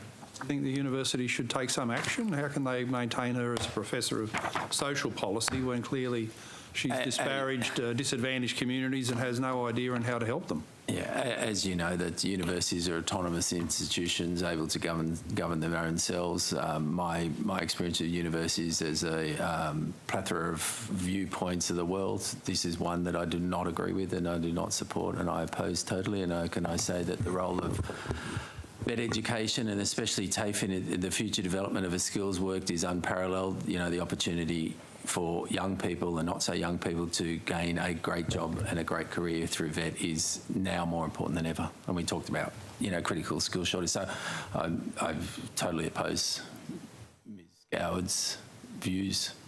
Thank you. Could I just ask about the TAFE high schools? Have we still got the two progressing in New South Wales? Is it Tweed Heads and Seven Hills? Yes. And what's been the outcome with the pilot scheme you were running for closer association between high schools with vet needs and TAFE, such as at Aids High School? Excellent news on the EPPP, which we called it. Is that the one you're referring to, the yes. pilot one? 24 schools we did in the pilot last year and this year. We found it was a difficult time because of COVID and we couldn't do many of the face-to-face things that we wanted to do with our schools. It was so successful in terms of things like school-based apprenticeships and traineeship upgrade. We're funding an expansion right across the state. We have something like 640 high schools. Mm-hmm. We're expanding it to up to 139 different high schools throughout regional areas and Western Sydney and southwestern Sydney. So we think it's a great opportunity for us to all work together to give those kids the right opportunities for the future. And you talk about how we change people's perception of TAFE and vet education in general. We've got to start at Year 7. That sounds like a really excellent success story, but off the back of that success, has it led to any conclusion that there should be more high schools because of their pressing vet needs declared as TAFE high schools? I think we have to look at, and I've asked my training services to work with Department of Education to look at how best we deliver vet education. We have multiple programs. There's lots of programs that we deliver, tens of thousands of students from eVet to school-based apprentices to the launch pad, which we've just done with this is our first year, we've got over 1,000 expressions of interest. To do that, you get a qualification whilst you're at school, to making the right choices in Year 10 in terms of subject selection, to when you actually leave school, what you're actually going to do. So I think there's not one thing that's going to fix all of this. I think we have to do multiple things. Are you planning to expand the number of TAFE high schools? I think we better look at what we actually... So schools deliver some vet courses, and I'll let Georgina, the Secretary, actually talk about that. But I think we have to... What works in the local community, I think, is the most important. There are issues in terms of... do we have the right teachers in the right places? Do we have the right facilities in the right places? And what are the jobs that community has for the kids to go to? So I think there's not a simple answer and say, yes, we should invest. We're trying to look at the holistic picture and all work together so we get synergies across education, training services and TAFE. Well, could I ask the Secretary then about the pressing vet needs at Aids High School? This is in a public housing estate just south of Campbelltown, where they have very low rates of tertiary participation, university participation after year 12. Why is AIRDS being made a connected communities high school, so Indigenous management, instead of a TAFE high school? Thank you for the question, and I'm sure this will be something you might want to pick up with us next week in the education hearing. The Connected Communities programme has been expanded. AIRDS High School has a high proportion of Aboriginal students. As part of that programme, there is nothing stopping the school also engaging in an EPPP programme, as the Minister referenced, to ensure that the offer for the students at that school meets their needs. And so very happy to take further details on that on notice for the plans for AIRDS High School. What constitutes a high level of Indigenous student population? So I'll need to come back to you on notice of that. I'll be happy to follow up on Tuesday because I don't have that information. Okay, well, AIRDS is 23% Indigenous, 18% Pacific Island. Not a big difference, is there? 23 and 18. It's got 52 cultural backgrounds, 52. Yeah, and why would it be designated an Indigenous management high school, one of those 52 cultural backgrounds, instead of meeting the pressing, the burning vocational education and training needs that they have to declare it a TAFE high school?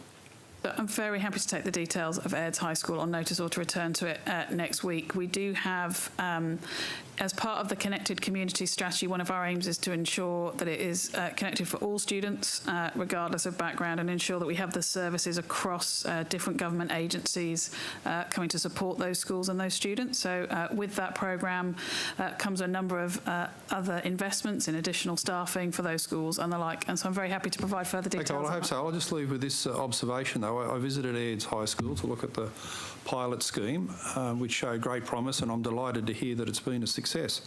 And I spent hours talking to the teaching staff group and the school leadership and the TAFE representatives, and walked away thinking, wow, if we could just bulk up the vocational education services and opportunities here, it's a real way for AIRDS students from 52 cultural backgrounds to all get a better education and hopefully a better life. And nobody in the school, nobody said, oh, what we need to do here is become a connected community school. They all said we need to be a TAFE high school. So I just can't understand how that priority on the ground, you talk about what works in local communities, that priority is not followed. Instead, a different pathway is followed out of the blue when less than a quarter of the student population is Indigenous. And so, Mr Latham, I would note that that the EPPP programme will continue at AIRDS High School and continue to offer those opportunities to those students alongside the school being a connected communities school. And I agree with you about the success of that programme in the schools I've visited with the EPPP programme. It is getting incredibly positive feedback from staff and students alike and achieving some fantastic outcomes. Through to 12:45, the Labor opposition, and maybe Mr Shoebridge, did you have one or two extra ones to split the time? 2 questions, if possible. Okay, so we'll go 5 for Labor and a couple for Mr Shoebridge to try and wrap up, and then we anticipate greatly the government questions. I'm waiting for it all day. Thanks very much, Mr Chair. And ask questions. Minister, are you aware that there is bricklaying is not currently offered between Newcastle and the Queensland border at any TAFE campus? I'll take your word for it if you're saying that. I mean, the matter for what we schedule courses on, can I just say, in general, is TAFE should run courses that are in demand. The demand changes from semester to semester. They may not be offered on this semester, but they may be offered next semester. And vet education isn't just TAFE, and in fact, whilst TAFE is the largest provider of vet education in Australia, there are over 3,000 other RTOs, and in fact, we contract to our Smart and Skilled another 391 RTOs which deliver vet education right across the state. But, Minister, there's an instance, because bricklaying, in the midst of a skills shortage, we know that there's a construction industry that's booming right across the state. We know that they're suffering from skills shortages, but bricklaying and floor and wall tiling courses have been cut at Mid-North Coast and North Coast TAFEs, including Coffs, Wollongbar, Kingscliff and Warhope. There are no courses offered in these categories between Newcastle and the Queensland border. I'm happy as an operational decision delivering to let Mr Forby answer that, but let me just say, for instance, for Coffs Harbour, that my understanding is that there weren't enough student demand for that course. I think there was only 2 or 3 students that expressed a desire to study at TAFE. There are 5 or 6 other RTOs that provide the same course in the same area. Those students then were allowed to go to a different institution. Can I say that Coffs Harbour is an example of where we've invested, $13 odd million into the Coffs Harbour multi-trades hub that allows us, when we do need to run courses in bricklaying and wall tiling, we will. When we need to run it in other areas, we will. But it's certainly a great, I've been there a few times to see the great facilities up there at the Coffs Harbour, but there are lots of alternatives. There's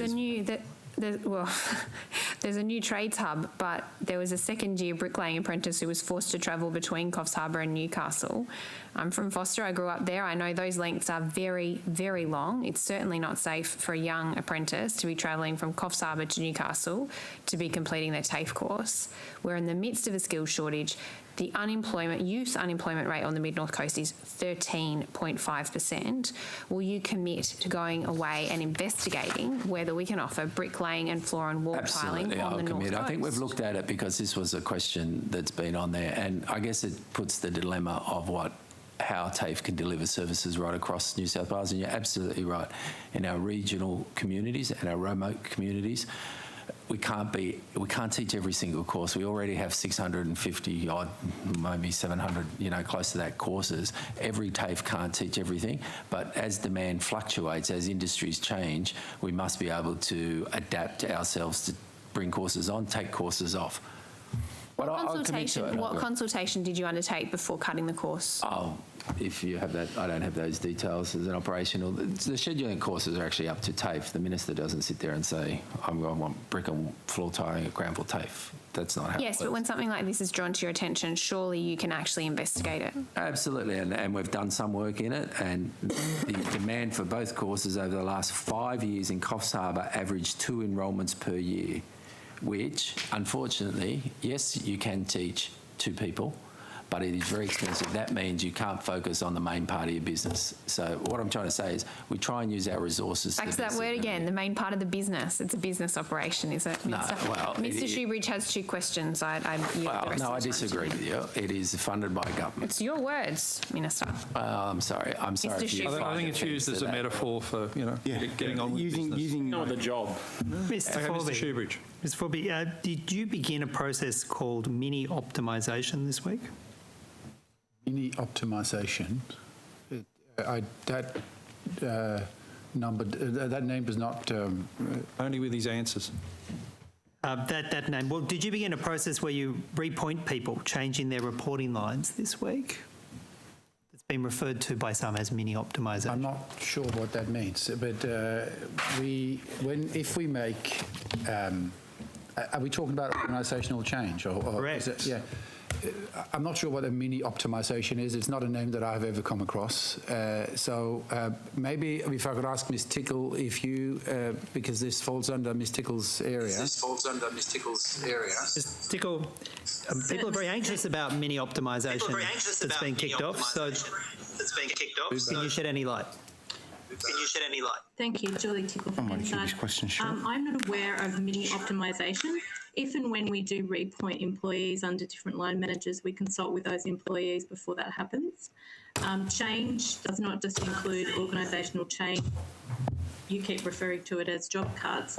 It also includes things like moving people under different line management, changing some of the ways work's done so it's more contemporary, etc. So I would have to and ask you to provide information on mini optimisation because it's not something that I'm aware of currently in our change program. Ms. Forby, is the repointing process where people's reporting lines are changed, do you consult with the union when you go through repointing? We certainly do, yes. And have you been consulting with the union on all of the repointing decisions that have been made to date, Ms. Tickle? Thank you, Mr. Shoebridge. Julie Tickle for Hansard. We consult with the union regularly, 3 times a week in term 2 and 2 times a week this term at their request around various issues, including our response to COVID-19 changes to our employees' work patterns because that's part of our enterprise agreement. So the simple answer to that question is yes, we consult with employees and we consult on an ongoing basis with unions around any changes to employees' work patterns. So it's your evidence that when you do the repointing with staff, that it's your practice to engage with the union on the repointing. Is that your evidence? Yes, so usually we would always consult with employees. It's just one or two employees. We may not consult with the unions for that particular repoint, but we consult with them on an ongoing basis. So if a handful of staff have been repointed, quite often staff actually request to be repointed.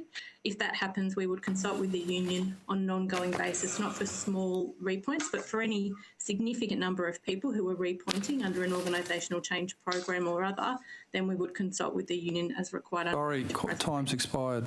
So we have to drum roll government questions. Thank you very much. It's another 2 minutes. I'm going on the clock that's in the room. We started early as well. Big face and little hands. There we go. No, we are. Like the SCG, mate, I've got to go on the clock. It's going on the official timing. Thank you very much, Mr. Chair. And thank you very much, Minister, for your appearance today. We've spent a lot of time today on the documents that have been provided to the House under Standing Order 52, and particularly one document which I think was referred to as the draft document, the document that was not signed by Mr. Forby or by anyone within TAFE, and of course was not approved by you, Minister. That's the document dated the 4th of the 9th, 20. Just going through that and the 19 alleged divestments that we've spent the time on today, would you be able to provide the committee with an update on how many of these sites have actually been divested? Thank you, and thank you for the question. And I think it's a good question because I notice the opposition is out in social media claiming that there's some secret plan to sell off 10% of TAFE's asset, which is totally false and totally misleading and should be retracted. And the people that put out that false information should hang their heads in shame. Shame. But I am aware that, as your question pertains to, that TAFE New South Wales has divested 2 sites, the Mudgee Annex and the Goulburn Annex, and both of these were not being used for any student delivery and have been identified by TAFE as surplus to the requirements. And no students were actually taught there for many years. And TAFE will continue to operate the other campuses in both Mudgee and Goulburn. And in the case of Mudgee, I'm advised that the local council has earmarked this site for the use, an important use as an emergency and crisis accommodation. And both transactions proceeded in accordance with the usual protocols according to the disposal of land, and the proceeds, all the proceeds will be reinvested back into that infrastructure in TAFE. That's good to hear, Minister. We've also dealt with some specific briefs today as well before the committee. One of those was on the 45 East Street Grenfell site, and that was one where you did approve the divestment of that property. Could you update us perhaps on the status of this divestment? Yeah, in the case of Grenfell, can I say that that we have the opportunity to divest that? That we built, there's a CLC in that community as well, which offers a significant increase in the courses available to that local community. Whilst we put it up for sale, the council expressed the use of a preschool and long day care centre in that facility.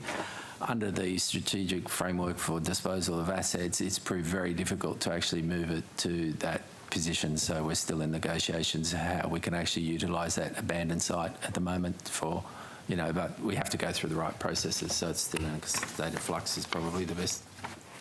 Thank you, Minister. And one of the other sites you were talking about was the Dubbo site as well, where I think you said that you did approve its divestment, but then that was withdrawn. Could you perhaps outline to the committee why that occurred and what was the status of that site? Yes, well, in the case of the Dubbo George Street site, it was initially approved by myself at the recommendation of TAFE to be divested. It certainly was one of those sites that was not being used by TAFE for student delivery. And it was surplus to their requirements, as I understand, and had been advised, and it was recommended for divestment. Following my approval, I became aware that TAFE may have had other uses in mind for the site in the future, so I withdrew my approval in April 2021, and I understand that TAFE New South Wales are now looking at extending the current lease for the existing tenants, the Central West Leadership Academy. So it's being leased out. I think that TAFE had some mind to do something else with it, but that's why I removed my approval, if that makes sense. Thank you, Minister. So we've gone through Goulburn and Mudgee, which have been divested, that you've outlined to the committee.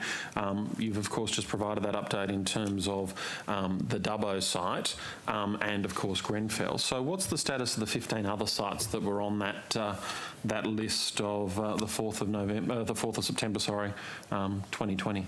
Well, TAFE made recommendations to me in relation to the divestment of further sites. TAFE declared these sites as surplus to their requirements. There is no learning delivery at any of these sites. In many cases, that's been the case for many years. And they include the Dapto site, which is currently leased to the New South Wales Police.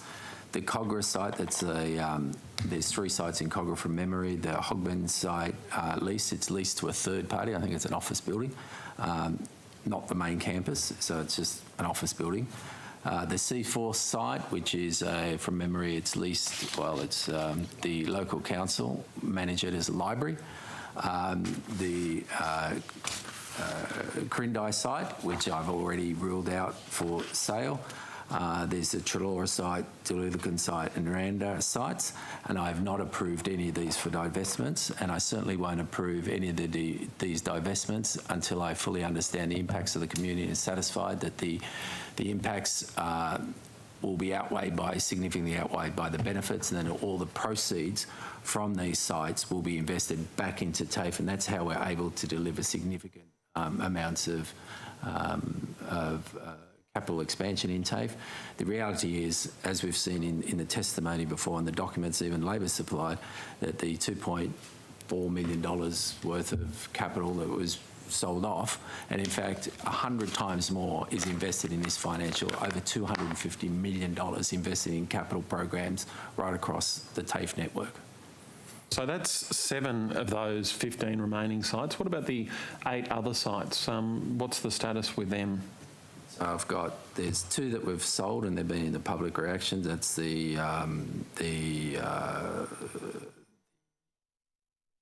Mudgee and Goulburn. There's 2, the Grenfell site, which is, we're trying to get through the asset use, community asset, make a childcare centre and long day care centre for the council.